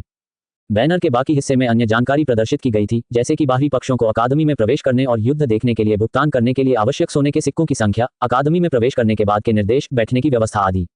ये क्या हो रहा है? मैच देखने की फीस 2000 सोने के सिक्कों तक पहुंच जाती है। हर 4 साल में होने वाली अंतर अकादमी विनिमय प्रतियोगिता एक बड़ा आयोजन था जिसने पूरे ड्रैगन गॉड साम्राज्य को हिलाकर रख दिया था। इसमें अनगिनत अकादमियों, प्रतिभाशाली छात्रों और विशेषज्ञों ने भाग लिया, जबकि अनगिनत रईस, व्यापारी और आम लोग इसकी ओर आकर्षित हुए। इसे मिली अटेंशन धरती पर होने वाले वर्ल्ड कप से कहीं ज्यादा थी। आज के क्वालिफाइंग राउंड से ही इसके बारे में काफी कुछ पता चल जाता है। वह स्थान लोगों के विशाल जनसमूह से खचाखच भरा हुआ था और नजारा भव्य और अभूतपूर्व था। यहां तक कि 2000 सोने के सिक्कों जितना भारी दर्शक शुल्क भी उत्साही भीड़ को रोक नहीं सका। प्रति व्यक्ति 2000 सोने के सिक्के, क्या वे एक दिन के काम के बाद कुछ 100 मिलियन नहीं कमा लेंगे? मेंग लेई ने बार बार अपना सिर हिलाया। इतनी जी जान से लड़ने के बाद भी वह मुश्किल से कुछ अरब सोने के सिक्के ही कमा पाया था, जबकि डगलस मैजिक एकेडमी के लिए ये सब इतना आसान था। वे बिना कुछ किए ही करोड़ों सोने के सिक्के कमा लेते थे। दूसरों से अपनी तुलना करने से वास्तव में अनावश्यक निराशा ही उत्पन्न होती है। फिर फैटी हॉट और डैनियल को विदाई देने के बाद मेंग लेई प्रतियोगियों के लिए आरक्षित विशेष गलियारे की ओर चल पड़ी। दर्शकों की भारी भीड़ की तुलना में प्रतियोगियों की संख्या काफी कम थी। मेंग लेई ने डगलस मैजिक अकादमी में प्रवेश किया और पंजीकरण क्षेत्र में पहुंची। प्रतियोगिता में पंजीकरण कराने के लिए कतार में काफी संख्या में प्रतियोगी इंतजार कर रहे थे, लेकिन उनमें से अधिकांश बड़े, हटे-कटे और मांसपेशियों वाले योद्धा थे। तुलना में जादूगरों की संख्या बहुत कम थी। वे योद्धाओं की कुल संख्या का 10% भी नहीं थे, नहीं 5% भी नहीं। नमस्कार, कृपया अपना जादुई बैज प्रस्तुत करें। ये लीजिए। मेंग लेई ने अपना जादुई बैज उन्हें सौंप दिया। पंजीकरण विभाग के प्रभारी छात्र ने उससे बैज लिया, उसे कार्ड रीडर जैसी एक जादुई डिवाइस पर रखा और बैज को उस पर हल्के से स्वाइप किया। कुछ बीप की आवाज के बाद मेंग लेई की पहचान संबंधी जानकारी प्रदर्शित हो गई। एक जादुई बैज पृथ्वी पर छात्र पहचान पत्र और नागरिक पहचान पत्र के समान था और इसमें बैज धारक की पहचान संबंधी सभी जानकारी, जैसे कि उनका नाम, आयु, संस्थान आदि दर्ज थी। मेंग लेई, 16 साल की, फायर। तुम मेंग लेई हो? पंजीकरण विभाग के प्रभारी छात्र ने विस्मयबोध से कहा और सुखद आश्चर्य के साथ मेंग लेई को घूरने लगा। उसकी वे प्रचंड, चमकती हुई आंखें मानो उसने अभी अभी अपने आदर्श को देखा हो, और उसका उत्साह और जोश स्पष्ट रूप से झलक रहा था। उसकी चीख काफी तेज थी, जिससे पंजीकरण के लिए कतार में इंतजार कर रहे सभी प्रतियोगियों ने उसकी ओर देखा और सबकी निगाहें एक साथ मेंग लेई पर टिक गईं। क्या आप मुझे जानते हैं? मेंग लेई थोड़ा अचंभित रह गया। हाँ, छात्र लगातार सिर हिलाता रहा, उसकी बातें कुछ अस्पष्ट सी लग रही थीं। इस पूरी राजधानी में मेंग लेई को कौन नहीं जानता? आप फायर ड्रैगन किंगडम के इतिहास में 9वीं श्रेणी के सबसे कम उम्र के महान जादूगर हैं, और आप ही वह नायक हैं जिन्होंने चींटियों के हमले को रोका था। भला मैं आपको कैसे न जानूं? ठीक है, खबर तो वाकई बहुत तेजी से फैलती है, मेंग लेई ने मुस्कुराते हुए जवाब दिया। तो ये मेंग लेई है? ये तो बहुत छोटा है। मुझे तो उम्मीद भी नहीं थी कि मेंग लेई यहाँ होंगे। उम्मीद है क्वालिफाइंग राउंड में उनसे सामना ना हो, वरना मेरी किस्मत खराब हो जाएगी। मेंग लेई कौन है? क्या वह वाकई बहुत प्रभावशाली है? ये क्या बकवास है? तुम तो ये भी नहीं जानते कि मेंग लेई कौन है? पंजीकरण के लिए इंतजार कर रहे प्रतियोगी आपस में फुसफुसाने लगे और उसकी ओर इशारे करने लगे। हाल के दिनों में राजधानी में सबसे ज्यादा सुर्खियां बटोरने वाले व्यक्ति निस्संदेह मेंग लेई ही थे। 16 साल की उम्र से पहले ही वे 9वीं श्रेणी के महान जादूगर बन चुके थे और यहाँ तक कि उन्होंने अकेले ही चींटियों के झुंड को भी भगा दिया था। आखिर वे कितने अद्भुत प्रतिभाशाली थे। इसी वजह से वह फायर ड्रैगन किंगडम के इतिहास में सबसे तेज साधना गति और सबसे कम साधना अवधि वाले सबसे कम उम्र के 9वें दर्जे के महान जादूगर के रूप में भी जाने जाते थे। 3 अलग अलग रिकॉर्ड रखना कितना गौरव की बात थी। एक पल के लिए सभी प्रतियोगियों ने जटिल भावों से भरी निगाहों से मेंग लेई को देखा। कुछ के चेहरे पर गंभीर भाव थे, कुछ ने तिरस्कारपूर्ण ढंग से उपहास किया, कुछ ईर्ष्या से भरे हुए थे और कुछ लड़ने की प्रबल इच्छा से ओतप्रोत थे। मेंग लेई, वह यकीनन एक कठिन दुश्मन साबित होगा। इतने सारे लोगों की निगाहों के बावजूद मेंग लेई आश्चर्यजनक रूप से शांत और संयमित था। अगर यह स्वर्ग के गुंबद महाद्वीप में उसके पहले आगमन के समय की बात होती, तो शायद वह असहज, शायद बेचैन और असहज महसूस करता, लेकिन अब यह उसके चेहरे को सहलाती हुई हवा के झोंके जैसा था और वह बिल्कुल भी विचलित नहीं हुआ। पंजीकरण पूरा हो गया है, मेंग लेई। धन्यवाद। इसके बाद मेंग लेई पंजीकरण क्षेत्र से निकल गया। उसने पूरे रास्ते संकेतों और स्थलों का अनुसरण किया और एक ऊंचे, सीधे और भव्य महल के सामने पहुंचा। महल में 2 प्रवेश द्वार थे, एक बाईं ओर और एक दाईं ओर। बीच में एक बोर्ड लगा था जिस पर लिखा था, योद्धाओं को बाएं प्रवेश द्वार से प्रवेश करना है, जबकि जादूगरों को दाएं प्रवेश द्वार से। यहीं पर निष्कासन का पहला दौर है, जहां बुनियादी युद्ध क्षमताओं का मूल्यांकन किया जाएगा। केवल 7वीं कक्षा और उससे ऊपर के विशेषज्ञ ही प्रवेश कर सकते हैं। 7वीं कक्षा से नीचे के लोग सावधानी से आगे बढ़ें, अन्यथा आपकी जान खतरे में पड़ सकती है। 7वीं कक्षा, आपकी जान खतरे में पड़ सकती है। मेंग लेई ने थोड़ा आश्चर्य से अपनी भौहें ऊपर उठाईं। हालांकि 7वीं कक्षा का स्तर उतना कठिन नहीं लग रहा था, लेकिन अब वह ऐसा स्तर नहीं था जिसे वर्तमान छात्र हासिल कर सकें। केवल इस दौर में ही लगभग सभी वर्तमान छात्र बाहर हो जाएंगे, सिवाय उसके जैसे प्रतिभाशाली छात्रों के। बेशक कम से कम 7वीं कक्षा। कई प्रतियोगियों के चेहरे पर अजीबोगरीब भाव थे। ठीक उसी समय अचानक कोई बाईं ओर के प्रवेश द्वार से बाहर निकला। ऐसा लग रहा था मानो उस व्यक्ति को बाहर फेंक दिया गया हो। वह जमीन पर अपने नितंबों के बल गिर पड़ा, उसकी छाती तेजी से ऊपर नीचे हो रही थी और वह जोर जोर से हौंफ रहा था और सांस लेने के लिए छटपटा रहा था। उसका पूरा शरीर पसीने से भीग गया था और वह इससे ज्यादा दयनीय नहीं दिख सकता था। क्या चल रहा है? वह पास नहीं हो सका। प्रतियोगी उसे घूरते हुए अटकलें लगाने लगे। एक हट्टा कट्टा आदमी जिसके हाथ में एक विशाल कुल्हाड़ी थी आगे बढ़ा और चिंता से पूछा, भाई तुम्हें क्या हुआ? तुम्हारी यह हालत क्यों है? उस आदमी ने व्यंग्यात्मक हंसी हंसी और फिर दबी हुई आशंका के साथ कहा, एक गुरुत्वाकर्षण क्षेत्र। अंदर एक गुरुत्वाकर्षण क्षेत्र है। जो लोग इतने मजबूत नहीं हैं, वे सावधानी से आगे बढ़ें। एक गुरुत्वाकर्षण क्षेत्र। सबके चेहरों के भाव थोड़े बदल गए। अंदर जाने के बाद जैसे जैसे मैं गहराई में जाता गया, गुरुत्वाकर्षण बल और भी प्रबल होता गया। जब मैं आधे रास्ते तक पहुंचा तो मेरा पूरा शरीर अजीब तरह से भारी लगने लगा। बल के कारण मेरी हड्डियां भी टूटने के कगार पर थीं। कोई और चारा न होने के कारण मुझे वापस यहीं लौटना पड़ा। क्या ये वाकई इतना डरावना है? विशाल कुल्हाड़ी लिए उस बलवान व्यक्ति ने पूछा, भाई तुम कितने बलवान हो? उच्च स्तरीय 6ठी कक्षा। क्या एक उच्च स्तर का 6ठी कक्षा का छात्र केवल आधे अंक तक ही पहुंच सकता है? उसकी बातें सुनकर प्रतियोगियों के मन में डर बैठ गया। वह आदमी अभी आधी दूरी ही तय कर पाया था और उनमें से कई उससे ज्यादा ताकतवर नहीं थे। एक गुरुत्वाकर्षण क्षेत्र। मेंग लेई को अचानक कुछ एहसास हुआ और उसने टिप्पणी की, तो ये दौर वास्तव में किसी की बुनियादी युद्ध क्षमताओं का मूल्यांकन कर रहा है। एक योद्धा का मूल आधार क्या था? उनका शारीरिक गठन। बिल्कुल। गुरुत्वाकर्षण बल को मूल्यांकन के साधन के रूप में उपयोग करने पर मजबूत शरीर वाले लोग उत्तीर्ण होंगे जबकि कमजोर शरीर वाले लोग बाहर हो जाएंगे।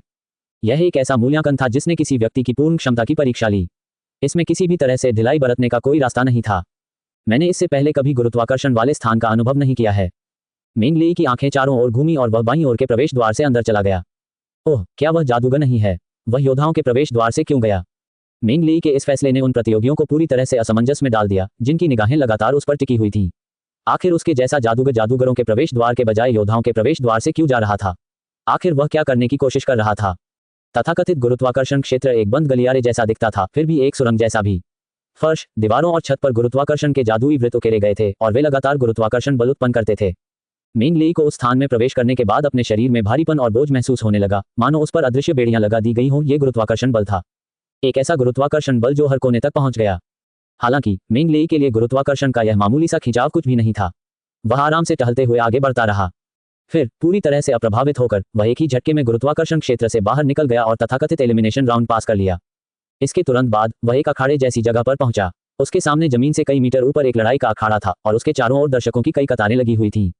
ये दृश्य आंखों को बेहद परिचित लग रहा था। ये बिल्कुल वैसा ही दिखता था जैसा तब दिखता था जब वह फ्लेम एरेना की लड़ाइयों में भाग लेता था। मैं इतनी दूर एक स्टेडियम में क्यों हूं? मेंग लेई काफी हैरान थी।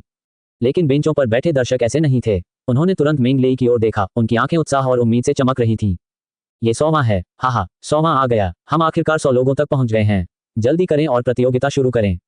क्या हो रहा है? मेंग लेई काफी हैरान था। 100वें का क्या मतलब है? वो प्रतियोगी वहां। जब मेंग लेई पूरी तरह से असमंजस में थे, तभी एक कर्मचारी दौड़कर आया और बोला, सर, आप एलिमिनेशन राउंड पास करने वाले 100वें प्रतियोगी हैं। कृपया तुरंत फाइटिंग रिंग में जाए और अखाड़े की लड़ाई के लिए तैयार हो जाए जो अभी शुरू होने वाली है। कर्मचारी की व्याख्या सुनने के बाद ही मेंग लेई को आखिरकार समझ आया कि क्या हो रहा था। एलिमिनेशन राउंड के बाद एरेना बैटल हुआ। हालांकि एरेना बैटल एक दूसरे से मुकाबला नहीं था, बल्कि 100 लोगों के बीच free for all arena battle था। यह एक बेहद भीषण और आमने सामने की लड़ाई थी जिसमें 100 प्रतियोगी एक समूह में थे और ये तब तक चलती रही जब तक कि अखाड़े में केवल 10 लोग ही शेष नहीं रह गए। इसके बाद ये 10 लोग अगले दौर में प्रवेश करेंगे। दुर्भाग्यवश मेंग लेई एलिमिनेशन राउंड पास करने वाले 100वें व्यक्ति थे, इसलिए उन्हें आराम करने का जरा भी समय दिए बिना तुरंत ही आमने सामने की लड़ाई में भाग लेना पड़ा। एक खुला अखाड़ा युद्ध, ये घटिया विचार किसके दिमाग में आया? मेंग लेई लगभग अवाक रह गया, फिर भी वह युद्ध क्षेत्र में चला गया। मेंग लेई ने पल भर में ही अन्य 99 प्रतियोगियों की शत्रुतापूर्ण निगाहों को भांप लिया। 100 लोगों के बीच एक ऐसी लड़ाई जिसमें अंत में केवल 10 लोग ही बचेंगे। हर कोई दुश्मन था। प्रिय अतिथियों और श्रोतागण, सुप्रभात। इस वर्ष की अंतर अकादमी विनिमय प्रतियोगिता के क्वालिफाइंग दौर में आपका स्वागत है। आज के लिए मैं आपका मेजबान जिम हूं। एक अधेड़ उम्र का ड्रैगन व्यक्ति जादुई चोगा पहने हुए अखाड़े में गया और प्रतियोगिता से पहले एक छोटा और संक्षिप्त लेकिन जोशीला और उत्साहपूर्ण भाषण देना शुरू किया। फिर उन्होंने उस अराजक मुकाबले के नियमों की व्याख्या करना शुरू किया। हालांकि इसे नियमों का नाम देने के बावजूद वास्तव में कोई नियम थे ही नहीं। बस एक ही मुख्य बात थी, अखाड़े में बने रहने के लिए हर संभव प्रयास करो। चाहे कायब बनकर चुपचाप रहना हो या शक्ति प्रदर्शन के दम पर दूसरों को कुचल देना हो, जब तक वे मैदान में टिके रह सकते थे तब तक जीत उनकी ही होती थी। इस तरह की प्रतियोगिता प्रणाली स्पष्ट रूप से अनुचित थी, खासकर उन प्रतियोगियों के प्रति जो बुनियादी मूल्यांकन में सबसे अंत में उत्तीर्ण हुए थे, जैसे कि मेंग लेई। इसके अलावा इसमें कई खामियां थीं, जैसे कि जान पहचान वालों का एक साथ समूह बनाना, कमजोर प्रतियोगियों का एक साथ मिलकर टीम बनाना, विशेषज्ञों पर सामूहिक हमला करना आदि। इस तरह की कई स्थितियां उत्पन्न हो सकती थीं और इससे संभवतः ऐसी स्थिति उत्पन्न हो सकती थी जहां अंत में अखाड़े में बचे रहने वाले जरूरी नहीं कि सबसे मजबूत हों। लेकिन इस बारे में कुछ नहीं किया जा सकता था, ये नियम थे। स्पष्ट रूप से पदानुक्रमित समाज में जो बलवानों का सम्मान करता था, निष्पक्षता की अवधारणा का कभी अस्तित्व ही नहीं था। मैं घोषणा करता हूं कि क्वालिफाइंग राउंड की पहली अखाड़े की लड़ाई अब आधिकारिक तौर पर शुरू होती है। बूम! मेजबान के बोलते ही पूरा हॉल एकदम शांत हो गया और अनगिनत निगाहें अखाड़े की ओर मुड़ गईं। जो मैदान पहले शांत था, वह अचानक उन्माद और उन्माद में बदल गया। 99 प्रतियोगियों ने एक साथ हिलना डुलना शुरू कर दिया। कुछ प्रतिभागियों ने निर्भीकता से अपने निकटतम प्रतियोगियों की ओर धावा बोल दिया, कुछ तुरंत युद्ध क्षेत्र से पीछे हट गए, कुछ सीधे छोटे छोटे समूहों में संगठित हो गए। Boom boom boom! लड़ाई के अखाड़े के बाहर का इलाका भी देखते ही देखते अराजक हो गया। जैसे ही भयंकर लड़ाई शुरू हुई और राक्षस दानव पागलपन के नृत्य में मग्न हो गए, पिछले 4 वर्षों में दर्शकों में जमा हुआ जोश भी उसी क्षण पूरी तरह से फूट पड़ा और वे जोर जोर से चीखने चिल्लाने लगे। चलो एलन, उन कमीनों को मार डालो। जीत तुम्हारी है, जाविस। बाईं ओर देखो, बाईं ओर, बेवकूफ, बदमाश, ये जगह तुम्हारे लिए ठीक नहीं है। एक बड़ा, तगड़ा और ताकतवर आदमी आंखों में भयंकर क्रोध और चेहरे पर क्रूरता लिए मेंग लेई की ओर झपटा। पापा तुम्हें अभी घर भेज देंगे। दूसरों को धमकाने के लिए हमेशा खुद से कमजोर लोगों को ही चुनना चाहिए। यह एक ऐसा तर्क था जिसे हर कोई समझता था। मेंग लेई दिखने में जवान और अनुभवहीन था, इसलिए वह निश्चित रूप से कमजोर होगा। उस बलवान व्यक्ति ने उसे बहुत पहले ही अपना निशाना बना लिया था। इसीलिए जैसे ही लड़ाई शुरू हुई, उसने मौका मिलते ही उस पर हमला कर दिया। मेंग लेई स्थिर और गतिहीन खड़ा रहा, जिससे उस बलवान व्यक्ति को अपनी ओर पूरी ताकत से बढ़ने का मौका मिल गया। बलवान व्यक्ति के उस तक पहुंचने से ठीक पहले वह थोड़ा सा एक तरफ मुड़ा और आसानी से उसके हमले से बच गया। फिर उसने पूरी ताकत से अपना बायां हाथ बाहर की ओर मारा। बूम! जैसे मानो कोई तेज रफ्तार ट्रेन उससे टकरा गई हो, वैसे ही वह बलवान व्यक्ति पल भर में बाहर फेंक दिया गया और रिंग से सीधे बाहर जा गिरा। क्या चल रहा है? मजबूत शरीर वाला वह आदमी जमीन से उठा और अपने पैरों पर खड़ा हो गया। वह स्तब्ध होकर उस विशाल ऊंचे छल्ले को घूरने लगा और फिर उस जगह को देखने लगा जहां वह खड़ा था। उसके चेहरे पर विस्मय का भाव साफ झलक रहा था। मैं यहाँ कैसे आ गिरा? इमोस, तुम बेवकूफ हो। पीछे से एक भयंकर दहाड़ सुनाई दी। बलवान व्यक्ति ने मुड़कर देखा तो एक मोटी, गठीली काया वाली और मांस से लथपथ चेहरे वाली महिला बड़ी मुश्किल से उसे घूर रही थी। उसका चेहरा क्रूरता से भरा हुआ था। हाहनी, उस हष्टमंजिला आदमी के शरीर में सिहरन दौड़ गई। इमोस, तुम निकम्मे, मूर्ख, निकम्मे, कचरे के टुकड़े। मैंने तुम्हारे लिए 1000 सोने के सिक्के खर्च करके जगह बनाई थी, फिर भी तुमने इसे यूं ही बर्बाद कर दिया। उस मोटी महिला के शरीर पर मौजूद चर्बीदार मांस कांप उठा जब उसने कहा, आज घर पहुंचने के बाद मैं तुम्हारी खाल उतार दूंगी और तुम्हें 18 यातना विधियों का स्वाद चखाऊंगी। हनी, मैं, वह हट्टा कट्टा आदमी पीला पड़ गया था और पत्ते की तरह कांप रहा था। वो लड़का, मेंग लेई ने मोटी औरत और हटे कट्टे आदमी की पूरी बातचीत सुन ली थी। उसे यह बातचीत हास्यास्पद तो लगी, लेकिन उसके मन में उसके लिए जरा भी दया नहीं आई। इतने सारे लोगों में से उसने उसी को क्यों निशाना बनाया? वह अपनी बदकिस्मती के लिए केवल खुद को ही दोषी ठहरा सकता था। वूश! ठीक उसी क्षण उसके कान के पास अचानक किसी चीज के हवा में तेजी से कटने की तेज आवाज सुनाई दी। मेंग लेई ने अपनी भौहें उठाईं और अपना सिर थोड़ा सा एक तरफ घुमाया। एक उड़ता हुआ खंजर ठंडी चमक के साथ उसके कान के ठीक बगल से गुजरा। एक छुपकर किया गया हमला। मेंग लेई ने इत्मीनान से पीछे मुड़कर देखा तो उसे अपने पीछे लगभग 3 मीटर की दूरी पर काले कपड़ों में लिपटी एक छोटी, दुबली पतली आकृति दिखाई दी। उसका सिर और गर्दन दोनों कसकर लपेटे हुए थे और केवल उसकी ठंडी, भावहीन आंखें ही दिखाई दे रही थीं। ये कैसे हो सकता है? हालांकि उस पल उसकी आंखों में हैरानी का भाव झलक रहा था। इतनी कम दूरी होने के बावजूद तुमने मेरे उड़ते हुए खंजर से खुद को बचा लिया, और वो भी तब जब तुम्हारी पीठ मेरी तरफ थी। मेंग लेई अचानक उस छोटे, दुबले पतले व्यक्ति के ठीक सामने प्रकट हो गया। जैसे ही उनकी नजरें मिली, उसने धीमी आवाज में फुसफुसाया, पूरा घेरा मेरी आध्यात्मिक शक्ति से घिरा हुआ है। मुझ पर घात लगाकर हमला कर रहे हो? ये तो एक मजाक है। क्या? दुबला पतला वह व्यक्ति बेहद हैरान रह गया। तभी उसे अपने पेट में तेज दर्द महसूस हुआ। उसने सिर झुकाकर देखा तो पाया कि मेंग लेई की मुट्ठी सीधे उसके पेट पर पड़ी थी। बूम! एक प्रचंड, विशाल बल ने उस पर हमला किया और वह छोटा, दुबला पतला व्यक्ति सीधे एक तोप के गोले की तरह मुड़ गया और रिंग से बाहर उड़ गया। वह एक मध्यम स्तर का 8वीं कक्षा का हत्यारा है। मेंग लेई ने मन ही मनाह भरी। वह कोई कमजोर नहीं है। बस अफसोस की बात है कि उसका सामना मुझसे हो गया। मेंग लेई ने दूसरों की ओर देखा, वहां अभी भी अफरा तफरी मची हुई थी। जिन 2 प्रतियोगियों को उसने रिंग से बाहर कर दिया था, उनके अलावा बाकी प्रतियोगियों को भी अपने अपने पुरस्कार मिल चुके थे। हर 2 सेकंड में एक प्रतियोगी बाहर हो रहा था और रिंग में प्रतियोगियों की संख्या तेजी से घट रही थी। 80, 70, 60। 5 मिनट बाद रिंग में केवल 20 से अधिक लोग ही बचे थे। स्थिति धीरे धीरे स्पष्ट हो गई। मेंग लेई और कुछ अन्य विशेषज्ञों को छोड़कर बाकी सभी लोग छोटी छोटी टीमों में थे। कहावत है, एक बाड़ को 3 खंभों के सहारे की जरूरत होती है और एक सक्षम व्यक्ति को 3 अन्य लोगों की मदद की जरूरत होती है। इस तरह के खुले मैदान में होने वाली लड़ाई में केवल 3 लोगों की एक छोटी टीम भी दूसरों पर बहुत बड़ा फायदा उठा सकती है और काफी लाभान्वित हो सकती है, खासकर तब जब कई छोटी टीमें तैयारी करके आए हों। प्रत्येक टीम में 5 से 6 लोग थे और एक टीम में तो 10 सदस्य तक थे। 10 सदस्यीय टीम के अर्थ के पीछे और स्पष्टीकरण की कोई आवश्यकता नहीं थी। जीत हमारी होगी, टीम फाइटिंग ड्रैगन्स की। जी हाँ, टीम फाइटिंग ड्रैगन 10 सदस्यीय टीम थी। न केवल उनमें आपस में अच्छा तालमेल था, बल्कि वे आक्रमण और बचाव दोनों में माहिर थे और उन्होंने पहाड़ों से निकले एक भयंकर बाघ की तरह बाकी प्रतियोगियों को झटपट हरा दिया। बूम! टीम फाइटिंग ड्रैगन ने 5 सदस्यीय टीम को बाहर कर दिया। बूम! एक अन्य एकल विशेषज्ञ को टीम फाइटिंग ड्रैगन ने रिंग से बाहर कर दिया। बूम! पलक झपकते ही टीम फाइटिंग ड्रैगन के अलावा रिंग में केवल मेंग लेई, एक अन्य जादूगर और 6 सदस्यीय टीम ही बची थी। उनका सफाया कर दो। टीम फाइटिंग ड्रैगन ने पलटकर 6 सदस्यीय टीम की ओर धावा बोल दिया। मौजूदा हालात में 6 सदस्यीय टीम ही सबसे बड़ा खतरा थी। अगर वे 6 सदस्यीय टीम को खत्म कर देते तो मेंग लेई और बाकी जादूगर उनके लिए कोई खतरा नहीं रह जाते। वहां मौजूद दोनों सज्जनों, आइए मिलकर टीम फाइटिंग ड्रैगन का सफाया करें। भयंकर खतरे को भांपते हुए 6 सदस्यीय टीम ने तुरंत मेंग लेई और दूसरे जादूगर को अपने साथ शामिल करने की कोशिश की। अगर हम सब मिलकर टीम फाइटिंग ड्रैगन को खत्म कर दें तो हम जीत जाएंगे। बिल्कुल सही, हम कुल मिलाकर सिर्फ 8 लोग ही हैं। जादूगर की आंखों में एक चमक कौंधी और उसने तुरंत 6 सदस्यीय टीम के सुझाव पर सहमति जता दी और उनके साथ गठबंधन कर लिया। दूसरी ओर मेंग लेई एक पल के लिए अचंभित रह गया। गठबंधन बनाओगे? पहले उस आदमी का काम तमाम कर देते हैं। मैं काफी समय से उस पर नजर रख रहा हूं। वह बहुत शक्तिशाली है। हमें उन्हें गठबंधन बनाने की अनुमति नहीं देनी चाहिए, अन्यथा स्थिति बहुत विकट हो जाएगी।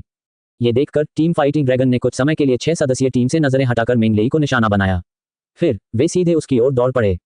टीम फाइटिंग ड्रैगन में 10 ड्रैगन लोग शामिल थे। उनके सिर पर सींगों की एक जोड़ी थी, चेहरे पर ड्रैगन की खाल थी, यानी तंबों पर ड्रैगन की पूंछ थी। 10 ड्रैगन लोग बलवान और शक्तिशाली थे और रिंग में उनके प्रदर्शन ने अनगिनत दर्शकों का दिल जीत लिया था। उन्हें मेंग लेई की ओर बढ़ते देख दर्शक चीखने चिल्लाने और जयकारे लगाने लगे, उनका उत्साहवर्धन करने लगे। आगे बढ़ो टीम फाइटिंग ड्रैगन, उसे खत्म कर दो, जीत तुम्हारी है। मैं तुमसे प्यार करता हूँ टीम फाइटिंग ड्रैगन। बूम, जैसे दस्ती रेक्स हों, टीम फाइटिंग ड्रैगन एक ऐसी ताकत के साथ मेंग लेई की ओर टूट पड़ी, मानो सब कुछ चीर-फाड़ कर दे। बच्चे, अगर तुम्हें अपनी भलाई चाहिए तो खुद ही रिंग से हट जाओ, वरना हमें भी हाथ गंदे करने पड़ेंगे। कमीने, तुम्हारे साथ यही होना चाहिए था। वह हट्टा-कट्टा आदमी, दुबला-पतला लड़का और बाकी सभी जिन्हें मेंग लेई ने अभी-अभी रिंग से बाहर फेंक दिया था, ये देखकर बेहद खुश हो गए। उनकी आंखों में खुशी की चमक साफ झलक रही थी, मानो वे मेंग लेई को बुरी तरह पिटते और रिंग से बाहर फेंके जाते हुए देख रहे हों। ये सोचकर ही डर लगता है कि सचमुच कुछ लोग मुझे नीचा दिखाते हैं। मेंग लेई हमेशा की तरह शांत और संयमित थे। जैसे ही उन्होंने टीम फाइटिंग ड्रैगन को अपनी ओर जबरदस्त गति से आते देखा, उनका दाहिना हाथ आकाश की ओर उठा और 1000 मीटर के दायरे में मौजूद सभी थंडर एलिमेंट्स उग्र रूप से एक साथ एकत्रित हो गए। पलक झपकते ही एक चांदी जैसा खूंखार दिखने वाला राक्षस प्रकट हुआ और लड़ाई के अखाड़े के ऊपर तैरने लगा। एक थंडर ड्रैगन। सभी दर्शक चौंक गए, उनकी जय जयकार अचानक थम गई। टीम फाइटिंग ड्रैगन ने भी अपना सिर ऊपर उठाया तो उन्होंने देखा कि उनके सिर के ऊपर 1000 मीटर से अधिक पंखों वाला और पूरी तरह से बिजली से बना एक विशालकाय ड्रैगन प्रकट हो रहा है। उसकी खाली निर्जीव आंखें ठंडेपन से उन्हें घूर रही थीं और उसकी क्रूर प्रचंड शक्ति ने पूरे स्थान को अपनी चपेट में ले लिया था। बहुत दूर खड़े होने के बावजूद टीम फाइटिंग ड्रैगन अभी भी उस गरजते हुए ड्रैगन की भयावहता को महसूस कर सकती थी। एक पल में टीम फाइटिंग ड्रैगन के सभी सदस्यों ने घबराकर सांस ली, उनकी पीठ से ठंडे पसीने की बूंदें बहने लगीं और उनके मन में एक विचार उमड़ आया, अगर यह मुझ पर आ गिरा तो क्या मैं पूरी तरह से खत्म नहीं हो जाऊंगा। चीखों, यह विचार उनके मन में अभी आया ही था कि उनके ऊपर मंडरा रहे गरजते हुए अजगर ने अचानक एक जोरदार दहाड़ मारी। फिर उसने अपने पंख फड़फड़ाए और सिर के बल नीचे झपटा। बूम, पूरा स्टेडियम पल भर में धमाका हो गया। आप देख रहे हैं एमडी कल्टिवेशन नॉवल। अगर आपको हमारा कंटेंट पसंद आता है तो लाइक, शेयर और सब्सक्राइब जरूर करें। 1000 फीट लंबा गरजता हुआ अजगर एक जोरदार धमाके के साथ नीचे गिरा। धमाके की धरती को हिला देने वाली आवाजों के बीच भयंकर बिजली ने तुरंत पूरे युद्ध क्षेत्र को अपनी चपेट में ले लिया। बिजली के झटकों ने भारी तबाही मचाई और धुआं उठता हुआ दिखाई दिया। स्टेडियम में मौजूद सभी दर्शकों ने पूरे मैदान में एक जोरदार कंपन महसूस किया। उनके कानों में झंझनाहट होने लगी और उन्हें अस्थायी रूप से बहरापन का अनुभव हुआ। चटक चटक, तेजी से दौड़ रही बिजली की धाराएं धीरे धीरे थम गईं और ढका हुआ लड़ाई का अखाड़ा सामने आ गया, जिससे हर कोई एक साथ अचंभित रह गया। कई मीटर ऊंचा वह युद्ध क्षेत्र गायब हो चुका था। उसकी जगह एक काली जली हुई खाई थी और मेंग लेई ठीक उसके किनारे पर खड़ा था। टीम फाइटिंग ड्रैगन और फाइटिंग रिंग में मौजूद बाकी सभी लोग गायब हो गए थे, जबकि खाई के तल पर 10 से अधिक काले जले हुए लकड़ी के ब्लॉक शांति से पड़े थे। खैर, इन्हें फिलहाल लकड़ी के ब्लॉक ही कहा जा सकता है, क्योंकि ये पूरी तरह से काले थे और जले हुए लकड़ी के ब्लॉकों से काफी मिलते जुलते थे। ये सब कैसे हुआ? अंगूठी कहाँ गई? टीम फाइटिंग ड्रैगन कहाँ है? अभी अभी उस गरजते हुए ड्रैगन ने किस स्तर का जादू किया था? वह इतना भयानक क्यों था कि उसने युद्ध के मैदान को भी पूरी तरह से नष्ट कर दिया? ये 9वीं कक्षा का मंत्र है, उग्र गर्जना ड्रैगन। क्या 9वीं कक्षा का जादू? फुफकार। दर्शक अनजाने में ठंडी हवा में गहरी सांसें लेने लगे। इसमें कोई हैरानी की बात नहीं कि यह इतना भयानक था। ये सोचकर हैरानी होती है कि यह वास्तव में 9वीं कक्षा का जादू है। क्या वह किशोर 9वीं कक्षा का महान जादूगर है? 9वीं कक्षा का एक महान जादूगर, ये कैसे संभव है? Whoosh whoosh whoosh. दर्शकों की निगाहें एक साथ मेंग लेई पर टिक गईं, उनके भावों में विस्मय, अविश्वास और असमंजस झलक रहा था। राज्य में 9वीं श्रेणी के महान जादूगरों की अच्छी खासी संख्या थी, लेकिन 9वीं श्रेणी के अधिकांश विशेषज्ञ पहले से ही काफी उम्रदराज थे। मेंग लेई जैसा 9वीं कक्षा का महान जादूगर मिलना लगभग अनसुना था। नहीं, यह अनसुना नहीं था। वास्तव में उन्होंने हाल ही में एक ऐसे जादूगर के बारे में सुना था। मेंग लेई, क्या वह मेंग लेई हो सकता है? दर्शकों में से किसी ने चीख मारी। पल भर में पूरा माहौल शोरगुल से भर गया और सबकी निगाहें खाई के किनारे खड़े उस किशोर पर टिक गईं। उनकी आंखों में तीव्र जुनून और विस्मय भरा हुआ था। 16 साल, 9वीं कक्षा का एक महान जादूगर, फायर ड्रैगन किंगडम के पूरे इतिहास में सबसे प्रतिभाशाली व्यक्ति। मेंग लेई, ये तो मेंग लेई हैं। मेंग लेई, मेंग लेई, मेंग लेई। पूरा हॉल जोरदार जयकारों से गूंज उठा और अनगिनत लोगों ने जोर जोर से मेंग लेई का नाम पुकारा। उत्साह, मूर्ति पूजा, उत्तेजना, विशेष रूप से कुछ कुलीन महिलाओं, नवयुवतियों और धनी युवतियों की आंखों में स्पष्ट और खुले तौर पर लालच भरी निगाहें थीं, मानो वे मेंग लेई को खा जाना चाहती हों। खाई की तलहटी में पड़े 10-4 लकड़ी के टुकड़ों की किसी को परवाह नहीं थी। क्या मैं अब इतना मशहूर हो गया हूँ? मेंग लेई ने उत्साहित दर्शकों पर एक नजर डालते हुए आश्चर्य व्यक्त किया। फिर अचानक उन्हें एक विचार आया। मेरे पिछले जीवन के वे मशहूर लोग ऐसे पैसे कमाते थे मानो वे जमीन से पैसे उठा रहे हों। क्या मैं भी उनकी तरह कमा सकता हूँ? चाहे वह कितना भी प्रसिद्ध हो या उसके कितने भी अन्यायी हों, अगर उन्हें वास्तविक व्यवहारिक सोने के सिक्कों में परिवर्तित नहीं किया जा सकता तो ये सब खोखले खिताबों के अलावा कुछ भी नहीं है। ये पैसे कमाने का एक बढ़िया तरीका है। मैं फैटी से इस बारे में थोड़ी बात कर सकता हूं और देख सकता हूं कि क्या मैं कुछ एंडोर्समेंट फीस या कुछ और कमा सकता हूं या नहीं। जैसे ही मेंग लेई मन ही मन योजना बना रहा था, मेजबान जिम जल्दी से उसके पास आया और अपने चेहरे पर एक जटिल भाव लिए उसकी ओर देखा। मेजबान महोदय, क्या मैं परीक्षा में उत्तीर्ण हो गई हूँ? मेंग लेई ने निष्क्रिय भाव से पूछा। बिल्कुल, बात बस इतनी सी है कि जिम ने खाई के तल पर पड़े 10-4 लकड़ी के टुकड़ों की ओर व्यंग्यात्मक मुस्कान के साथ इशारा किया। 100 लोगों की उस अगुवाई में 10 लोगों को ही रहना था, लेकिन अब वहां सिर्फ मेंग लेई ही खड़ा था। ठीक है, ऐसा तो नहीं था कि ऐसी स्थिति पहले कभी नहीं हुई थी, है ना? लेकिन अब समस्या ये थी कि मेंग लेई ने जिन 10-12 लोगों को खत्म किया था, उनमें 10 ड्रैगन लोग थे। ये समझना जरूरी है कि ये 10 ड्रैगन लोग प्रतिष्ठित परिवारों से आए थे। हालांकि क्वालिफाइंग राउंड में हुई मौतों के लिए दायित्व से छूट दी गई थी, लेकिन आज जब उनकी मृत्यु हो गई है तो उनका समर्थन करने वाले लोग इस मामले को कभी शांत नहीं होने देंगे। चिंता मत करो, वे अभी भी जीवित हैं। हालांकि मेजबान को इस बात की उम्मीद नहीं थी कि मेंग लेई अपना सिर हिलाते हुए मुस्कुराते हुए कहेंगे, वे बस बेहोश हो गए हैं, बस इतना ही। आप उन पर पेशाब करके उन्हें जगा सकते हैं। वास्तव में बिल्कुल। ... लड़ाई खत्म होने के बाद मेंग लेई सीधे अखाड़े से निकल गया। अगले 2 दिनों के लिए केवल अखाड़े में होने वाले आमने सामने के मुकाबले ही निर्धारित थे। अखाड़े में होने वाली भीषण लड़ाई के बाद ही कोई अगले दौर में पहुंच सकता था। दूसरे शब्दों में कहें तो मेंग लेई के पास अगले 2 दिन आराम करने के लिए थे। वह इन 2 दिनों का इस्तेमाल कुछ विज्ञापन शुल्क वगैरह जुटाने के लिए करने की सोच रहा था। इस प्रकार मेंग लेई ने फैटी हॉट से संपर्क किया और उन्हें विज्ञापन के माध्यम से पैसा कमाने के अपने विचार के बारे में बताया। फैटी हॉट उनकी बात सुनकर पूरी तरह से स्तब्ध रह गए। एंडोसमेंट क्या होते हैं? खाने पीने से जुड़े। मेंग लेई ने तुरंत फोन काट दिया। फिर एक अच्छे लड़के की तरह वह पुस्तकालय लौट आया और लकड़ी तत्व वाली ड्रैगन भाषा जादू के अध्ययन में फिर से मग्न हो गया और उसने विज्ञापन के माध्यम से पैसा कमाने के बारे में फिर कभी बात नहीं की। धिक्कार है। सोचिए, हेवन वॉल्ट महाद्वीप में तो सेलिब्रिटी एंडोसमेंट का कॉन्सेप्ट ही नहीं है। ये तो वाकई बहुत अजीब बात है। ... मेंग लेई पुस्तकालय में ही रहा। उसने खुद को बाहरी दुनिया में घट रही हर चीज से अलग कर लिया, लेकिन क्वालिफाइंग राउंड फिर भी जारी रहा। 2 दिनों की कड़ी प्रतिस्पर्धा के बाद पहला एलिमिनेशन राउंड और एरिना फ्री फॉर ऑल आखिरकार समाप्त हो गया। कुल 412 प्रतिभागियों ने अगले राउंड में सफलतापूर्वक प्रवेश किया। इसी क्रम में चयन का दूसरा दौर शुरू हुआ। बेहद खामियों से भरे अखाड़े में होने वाले अराजक माहौल की तुलना में दूसरा दौर कहीं अधिक निष्पक्ष था, क्योंकि इस विशेष दौर में विरोधियों की यादृच्छिक जोड़ियों के बीच मुकाबले होते थे। 412 प्रतियोगियों के बीच 2 पुरुषों के मुकाबले होते थे, जिसमें विजेता अगले दौर में आगे बढ़ता था जबकि हारने वाला बाहर हो जाता था। 2 दिन बाद 206 प्रतियोगी बचे थे। 1 दिन बाद भी 103 लोग बचे रहे। वे अंततः क्वालिफाइंग राउंड के अंतिम दिन तक पहुंच गए थे। उस दिन मेंग लेई सुबह जल्दी उठी और फैटी हॉट के आलीशान वाहन में बैठकर डगलस मैजिक अकादमी गई। फैटी हॉट आज बहुत उत्साहित था और वह लगातार बड़बड़ाता रहा। भाई, मैं तुम्हें एक खुशखबरी सुनाता हूँ। महामहिम राजा और महारानी, साथ ही सभी वयस्क राजकुमार और राजकुमारियां आज युद्ध देखने के लिए यहाँ उपस्थित रहेंगे। इसके अलावा असंख्य शाही परिवार के सदस्य, कुलीन लोग, अधिकारी और धनी लोग, साथ ही सभी प्रमुख अकादमियों के अध्यक्ष भी वहां मौजूद रहेंगे। ये कहना कोई अतिशयोक्ति नहीं होगी कि आज का दिन क्वालिफाइंग राउंड की शुरुआत के बाद से अब तक का सबसे भव्य दिन है। आपको अच्छा प्रदर्शन करना होगा। अगर किसी राजकुमारी को आप पसंद आ गए तो आप जीवन भर आराम कर सकेंगे। हे, बाकी राजकुमारियों की चिंता मत करो, लेकिन अगर तुम 9वीं राजकुमारी का दिल जीत लो तो समझो तुम्हारी ही तो बाजी लग जाएगी। क्या तुम अभी कामुक अवस्था में हो? मेंग लेई ने आंखें घुमाते हुए रूखेपन से पूछा, क्या तुम्हें लगता है कि मुझे सामाजिक सीढ़ी चढ़ने और किसी राजकुमारी को जीतकर अपने जीवन के शिखर पर पहुंचने की जरूरत है? ओह, फैटी हॉट एक पल के लिए अचंभित रह गया, फिर उसने शर्मिंदा होकर जवाब दिया, ये सच है। मेरा भाई तो 16 साल का होने से पहले ही 9वीं श्रेणी का महान जादूगर बन चुका है। तुम भी भविष्य में संत क्षेत्र प्राप्त करोगे और तुम्हारा भविष्य असीमित है। पूरे रास्ते वे व्यर्थ की और निरर्थक बातें करते रहे और अंत में डगलस मैजिक अकेडमी पहुंच गए। आज अकेडमी पहले जैसी बिल्कुल नहीं थी। अकादमी के 1000 मीटर के दायरे में सुरक्षा व्यवस्था कड़ी और चुस्त थी। सोने के कवच पहने महल के रक्षकों की टीमें हर 3 से 5 कदम पर तैनात थीं, जिन्होंने डगलस मैजिक अकादमी में आने जाने वाले सभी रास्तों को बंद कर दिया था।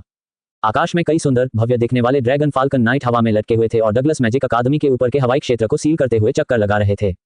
इस समय डगलस मैजिक अकेडमी को चारों तरफ से पूरी तरह से घिरा हुआ कहा जा सकता है। सुरक्षाकर्मियों के बीच से एक मक्खी भी नहीं गुजर सकती।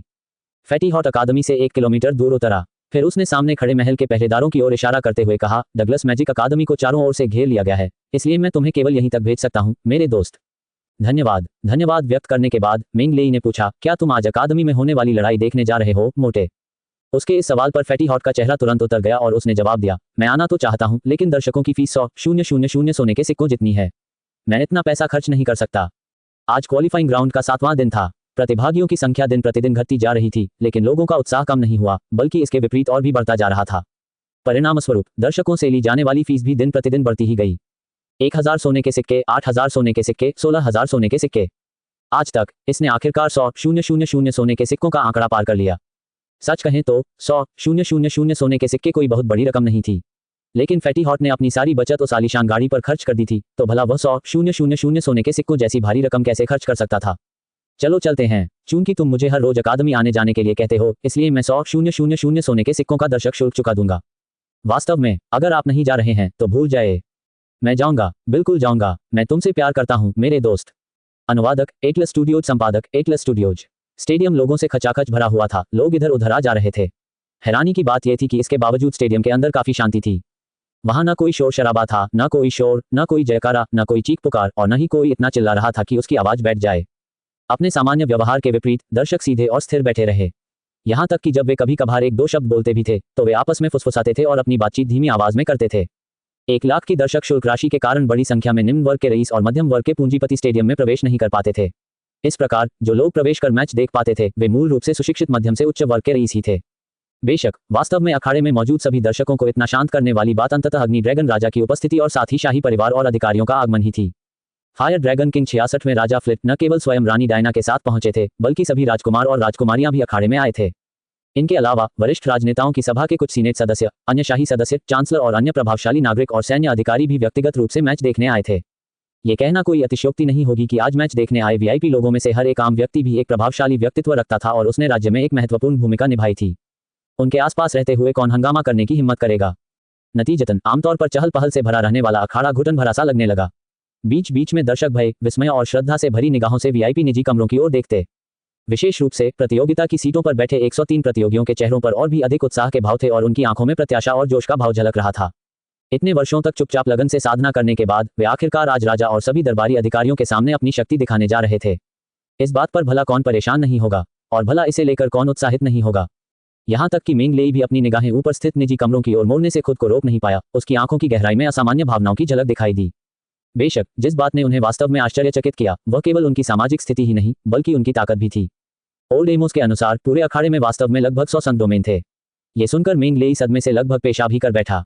आखिरकार ये 100 सेंट डोमेन थे। इतने सारे संत क्षेत्रों की उपस्थिति देखकर कौन आश्चर्यचकित नहीं होगा।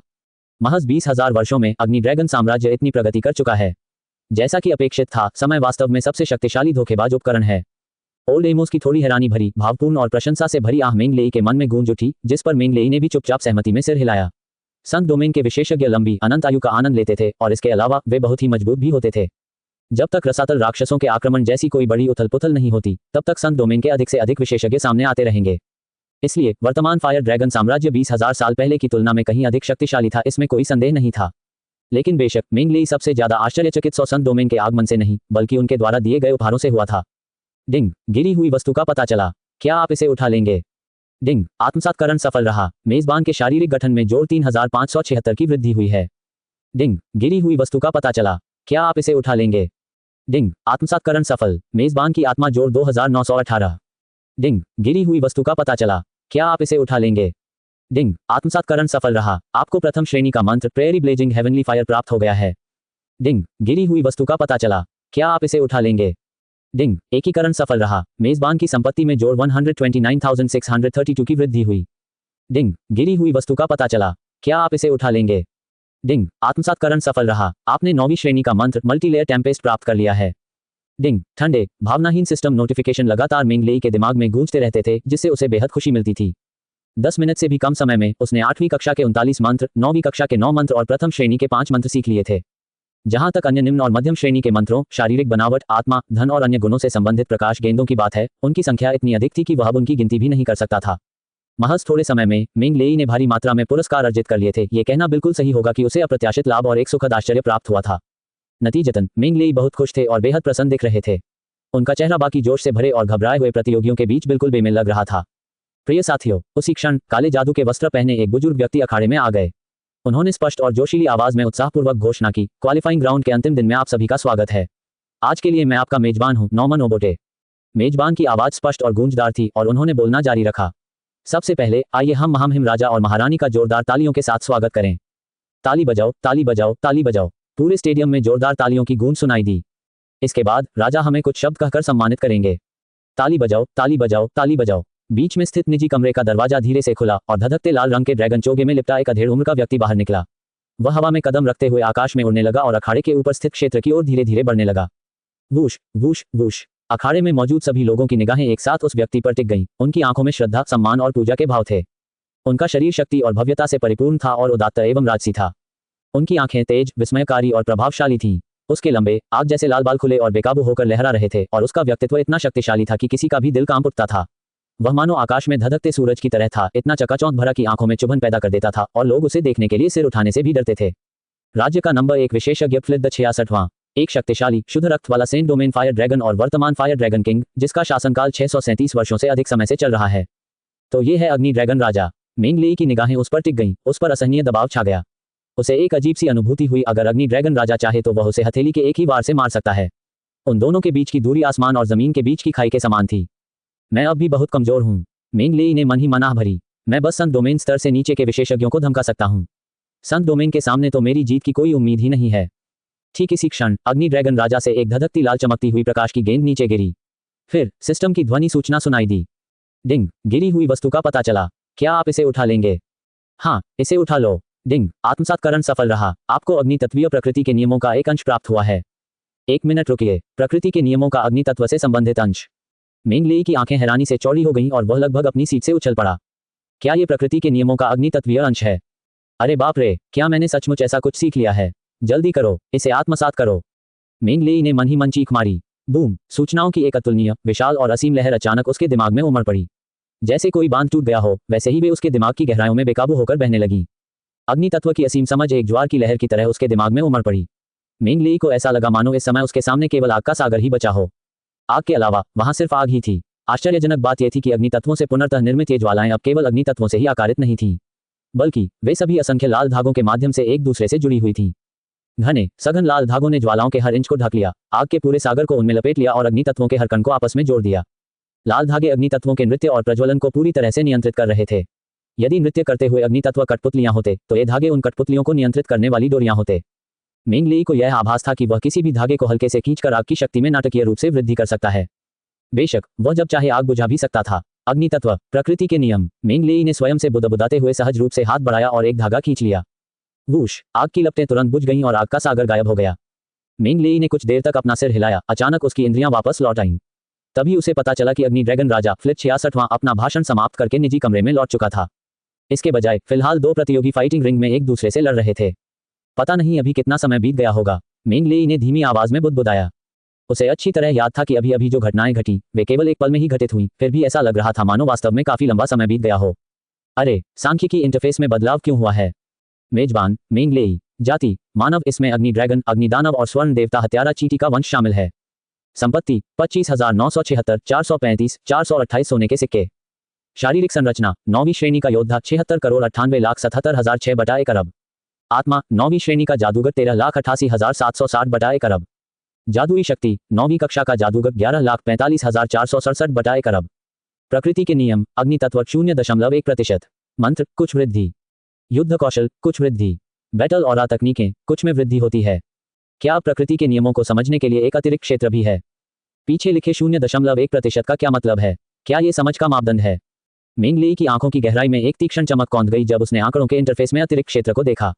शायद इसका संबंध प्रकृति के नियमों से जुड़े उस अंश से है जो मुझे अभी मिला है। मुझे आश्चर्य है कि क्या मैं अपनी संपत्ति का उपयोग करके इसके लिए अंक प्राप्त कर सकता हूं। अगर मैं ऐसा कर सकूं तो बहुत अच्छा होगा। ठीक है, मैं कोशिश करूं। मेंग लेई ने चुपचाप आदेश दिया, सिस्टम, 1 अरब सोने के सिक्के भुनाओ और उन्हें मेरे प्रकृति के नियमों के गुण में जोड़ो। वूश, उनकी संपत्ति का मूल्य अचानक 1 अरब सोने के सिक्कों से कम हो गया। सचमुच, प्रकृति के नियमों के क्षेत्र में भी परिवर्तन आया, जो 0.1% से बढ़कर 0.2% हो गया। 1 अरब सोने के सिक्कों के साथ इसमें केवल 0.1% की वृद्धि हुई। मेंग लेई ने ठंडी हवा का एक झोंका लिया। ये तो सबको पता होना चाहिए कि ये 1 अरब सोने के सिक्के थे। फिर भी इससे प्रकृति के नियमों के बारे में उसकी समझ में केवल 0.1% की ही वृद्धि हुई। यह मुक्ति दर बहुत ही कम थी। इस दर पर क्या उसे अग्नि तत्व से संबंधित प्रकृति के नियमों को 100% समझने के लिए 1 ट्रिलियन सोने के सिक्कों की आवश्यकता नहीं होगी? 1 ट्रिलियन। मेंग लेई चुप हो गया। प्रकृति के नियमों की समझ के आधार पर क्रेडिट खरीदने की क्षमता वास्तव में एक सकारात्मक बात थी, लेकिन इसकी कीमत बहुत ज्यादा थी। इसे 1% बढ़ाने के लिए 10 अरब सोने के सिक्कों की आवश्यकता होगी। दूसरे शब्दों में, इसे 100% तक बढ़ाने के लिए 1 ट्रिलियन सोने के सिक्कों की आवश्यकता होगी। मेरा जीवन कितना कठिन है, मुझे इतनी रकम कहां से मिलेगी? अपने विचारों में डूबे हुए मेंग लेई ने मन ही मन निराशा भरी एक व्यंग्यात्मक मुस्कान दी। हालांकि उसने ध्यान नहीं दिया कि जिस निजी कमरे में राजा इस समय उसे देख रहे थे, वहां लोगों का एक समूह मौजूद था। लाल बालों वाले 66वें फ्लिट ने मुस्कुराते हुए पूछा, तो फ्रेड, क्या वो छोटा लड़का मेंग लेई है? राष्ट्रपति फ्रेड ने हल्के से सिर हिलाया और मुस्कुराते हुए जवाब दिया, जी हाँ महाराज, ये वास्तव में मेंग लेई ही हैं। वह तो बहुत छोटा है। जब 66वें फ्लिट ने मेंग लेई को देखा तो उन्होंने टिप्पणी की, किसने सोचा होगा कि उसके जैसा एक छोटा लड़का वास्तव में 9वीं श्रेणी का महान जादूगर होगा। सचमुच, 16 साल का 9वीं कक्षा का महान जादूगर हमारे अग्नि ड्रैगन साम्राज्य के इतिहास में एक अभूतपूर्व घटना है। सुंदर और राजसी महारानी डायना, जो मेंग लेई का भी आकलन कर रही थी, ने टिप्पणी की, राष्ट्रपति फ्रेड, अकादमी ने निश्चित रूप से एक प्रभावशाली प्रतिभा को जन्म दिया है। आपकी प्रशंसा के लिए धन्यवाद महाराज। मेंग लेई की साधना का ये स्तर केवल संयोगवश कुछ आकस्मिक मुलाकातों के कारण ही संभव हो पाया है। ये सब महज संयोग है, भाग्य। यद्यपि राष्ट्रपति फ्रेड मन ही मन विजयी महसूस कर रहे थे, फिर भी उन्होंने अपने शब्दों को अत्यंत विनम्रतापूर्ण रखा। साथ ही उन्होंने निजी कमरे में बैठे अन्य वृद्ध पुरुषों पर भी नजर डाली और उनकी आंखों में स्पष्ट रूप से आत्मसंतुष्टि झलक रही थी। वह निश्चित रूप से काफी प्रतिभाशाली है, लेकिन अंततः वह अभी भी बहुत छोटा है। एक बड़े मजबूत शरीर वाले काले बालों वाले बुजुर्ग व्यक्ति ने चिड़चिड़ेपन से कहा, भविष्य में वह महान उपलब्धियां हासिल कर पाएगा या नहीं, यह अभी भी उसकी भविष्य की लगन और विकास पर निर्भर करेगा। इस समय उसका प्रदर्शन उसके भविष्य का निर्धारण नहीं कर सकता। बिल्कुल, ऐसे प्रतिभाशाली लोगों की कोई कमी नहीं है जो आते ही अपनी प्रतिभा का जबरदस्त प्रदर्शन करते हैं। ऐसे लोग बड़ी संख्या में सामने आते हैं, लेकिन अंततः उनमें से केवल कुछ ही संत लोग की अवस्था प्राप्त कर पाते हैं। वह छोटा बच्चा अभी बहुत छोटा है, उसके बारे में अभी कुछ कहना मुश्किल है।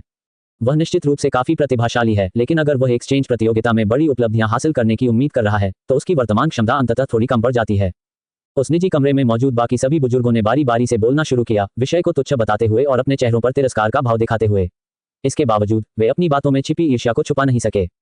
16 वर्ष की आयु में 9वीं कक्षा के महान जादूगर के रूप में मेंग लेई इतिहास में प्रथम होने का खिताब पाने के पूरी तरह हकदार थे। इस बात को कोई नकार नहीं सकता था, इसलिए वे केवल मेंग लेई की उम्र पर ही सवाल उठा सकते थे। इतनी कम उम्र में भविष्य अनगिनत अनिश्चितताओं से भरा था। कौन सही भविष्यवाणी कर सकता था कि वह कितनी ऊंचाई तक पहुंच सकता है? क्या तुम्हें जलन हो रही है? राष्ट्रपति फ्रेड ने सिर हिलाया और हल्के से हंसे। फिर उन्होंने जवाब दिया, चाहे कुछ भी हो, वर्तमान मेंग लेई निस्संदेह दूसरों से आगे निकल चुके हैं। उनके पास संत डोमेन में प्रवेश करने के लिए पर्याप्त समय है। अन्य सभी अकादमी अध्यक्षों ने जवाब में नाक सिकुड़ी, हालांकि उन्होंने आगे उसका खंडन नहीं किया। मैंने सुना है कि फाइटिंग ड्रैगन अकेडमी ने भी एक प्रतिभाशाली व्यक्ति को जन्म दिया है। मुझे आश्चर्य है कि वह कौन है। 66वें फ्लिट को अकादमी के अध्यक्षों के बीच चल रही गतिविधियों की पूरी जानकारी थी, हालांकि उन्होंने इसका खुलासा नहीं किया। इसके बजाय चेहरे पर मुस्कान लिए उनकी नजर उस बड़े मजबूत काले बालों वाले बुजुर्ग व्यक्ति पर पड़ी और उन्होंने विषय बदलने का फैसला किया। तभी उस हटे कट्टे बुजुर्ग व्यक्ति के चेहरे पर मुस्कान आ गई और उसने उत्तर दिया, महाराज, उस युवक का नाम फ्रांसिस मैथ्यू है और वह मेरी अकादमी में 6ठे वर्ष का छात्र है। इस वर्ष उसकी आयु 28 वर्ष है और उसमें 9वीं कक्षा के उच्चतम स्तर की युद्ध क्षमता है। इतना कहते ही उस हटे कट्टे बुजुर्ग व्यक्ति ने प्रतियोगियों के बैठने की जगह की ओर देखा। उनके चेहरे पर मुस्कान और चौड़ी हो गई और उन्होंने कहा, महाराज, कृपया एक नजर डालिए। संयोग से अब फ्रांसिस की रिंग में जाने की बारी है। वह चांदी जैसे बालों वाला नौजवान वहीं खड़ा है। 66वें फ्लिट ने अपनी भौहें ऊपर उठाई। फिर उन्होंने निजी कमरे में लगे पारदर्शी कांच से नीचे बने युद्ध क्षेत्र में देखा, जहां चांदी के कवच पहने और एक विशाल तलवार लिए एक चांदी के बालों वाला युवक युद्ध क्षेत्र में ऊपर जा रहा था। उस युवक की आंखें तेज थीं और उसका चेहरा ठंडा और उदासीन था, मानो वह बर्फ की मूर्ति हो। उससे एक ऐसी दुर्गमता का आभास होता था जो दूसरों को उसके करीब आने से रोकती थी। उसके अंदर काफी समृद्ध फ्रॉस्ट कोलोसल ड्रैगन का रक्त है, फिर भी उसमें ड्रैगन जाति की विशेषताओं का जरा सा भी अंश नहीं है। रानी डायना के गुलाबी होंठ खुले और उन्होंने पूछा, फ्रांसिस नाम के उस छोटे से जीव ने बाद में अपने फ्रॉस्ट कोलोसल ड्रैगन वंश को जागृत किया होगा। महारानी कितनी दूरदर्शी हैं। मजबूत शरीर वाले उस बुजुर्ग व्यक्ति ने हल्के से सिर हिलाया और जवाब दिया, फ्रांसिस ने 18 साल की उम्र में अपने फ्रॉस्ट कोलोसल ड्रैगन वंश को जागृत किया था। वह आमतौर पर अपना मानवीय रूप बनाए रखता है और केवल किसी शक्तिशाली शत्रु का सामना करने पर ही अपने ड्रैगन रूप में परिवर्तित होता है। बिल्कुल जैसा मैंने सोचा था, रानी डायना ने हल्की हंसी के साथ कहा, इतनी कम उम्र में इतनी ताकत हासिल करके वह पहले ही कई शुद्ध नस्ल के विशालकाय ड्रैगनों को पीछे छोड़ चुका है। बिल्कुल, अकादमी के सभी अध्यक्षों और सीनेट सदस्यों ने सहमति में सिर हिलाया।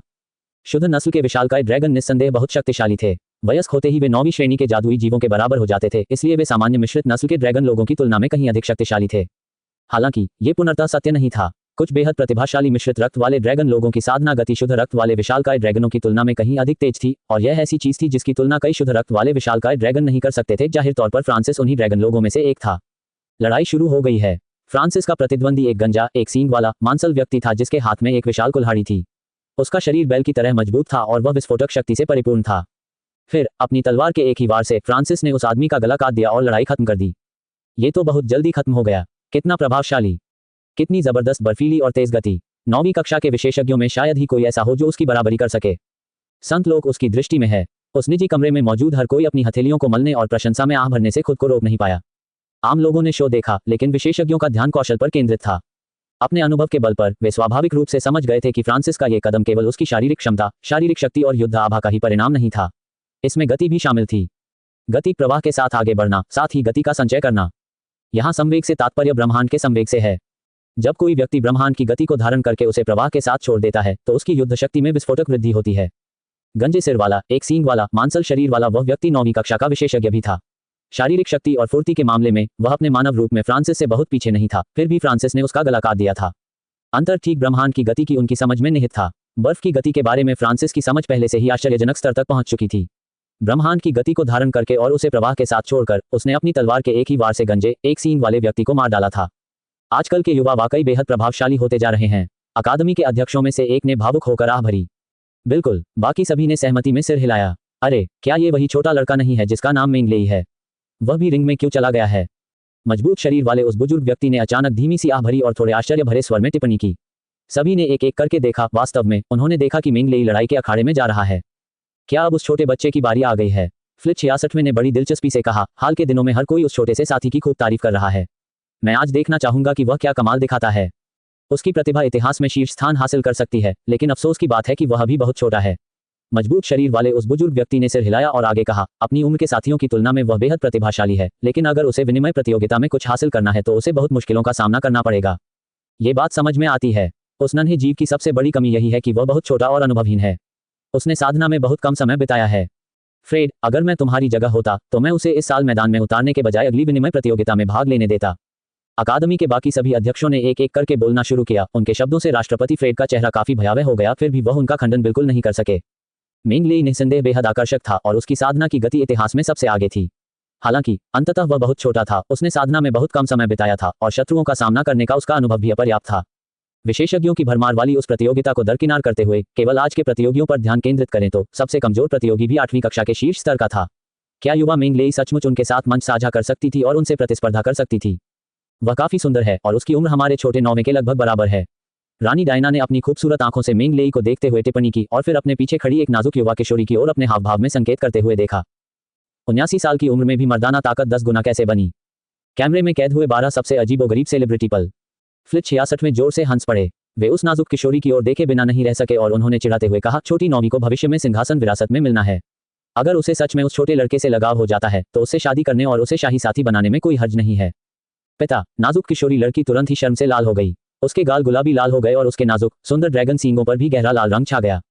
हा, सब लोग खिलखिलाकर हंस पड़े। मेंग लेई का प्रतिद्वंदी भी रिंग में आ चुका था। उसके पूरे शरीर पर हरे रंग के अजगर के शल्क थे, सिर के ऊपर हरे रंग के सींगों की एक जोड़ी, पीठ पर हरे रंग के पंखों की एक जोड़ी और नीचे एक लंबी हरी पूंछ थी। हा, ये तो सचमुच चेस्टर है। रिंग में हरे ड्रैगन व्यक्ति को देखते ही जादुई चोगा पहने एक सुनहरे बालों वाले बुजुर्ग व्यक्ति ने खुशी से अपनी हथेलियां मल लीं। फ्रेड, तुम्हारी फायर ड्रैगन मैजिक अकादमी का सबसे प्रतिभाशाली छात्र जल्द ही शर्मिंदा होने वाला है। ओह, सभी ने उस सुनहरे बालों वाले बुजुर्ग व्यक्ति को हैरानी भरी निगाहों से देखा। चेस्टर अतीत में हमारी ड्रैगन पीपल मैजिक अकादमी का सबसे प्रतिभाशाली छात्र था। इस वर्ष 29 वर्ष का हो चुका चेस्टर जादू और मार्शल आर्ट दोनों का अभ्यासी है। उसकी योद्धा युद्ध क्षमता 9वीं कक्षा के प्राथमिक स्तर की है, जबकि उसकी जादुई क्षमता 8वीं कक्षा के मध्य स्तर की है। सुनहरे बालों वाले उस बुजुर्ग व्यक्ति ने राष्ट्रपति फ्रेड को तिरछी नजरों से देखा और इतराते हुए आगे बोला, क्योंकि उसके अंदर ग्रीन ड्रैगन का खून है, इसलिए चेस्टर न केवल लकड़ी तत्व वाली ड्रैगन भाषा जादू से परिचित है, बल्कि वह विष जादू भी जानता है।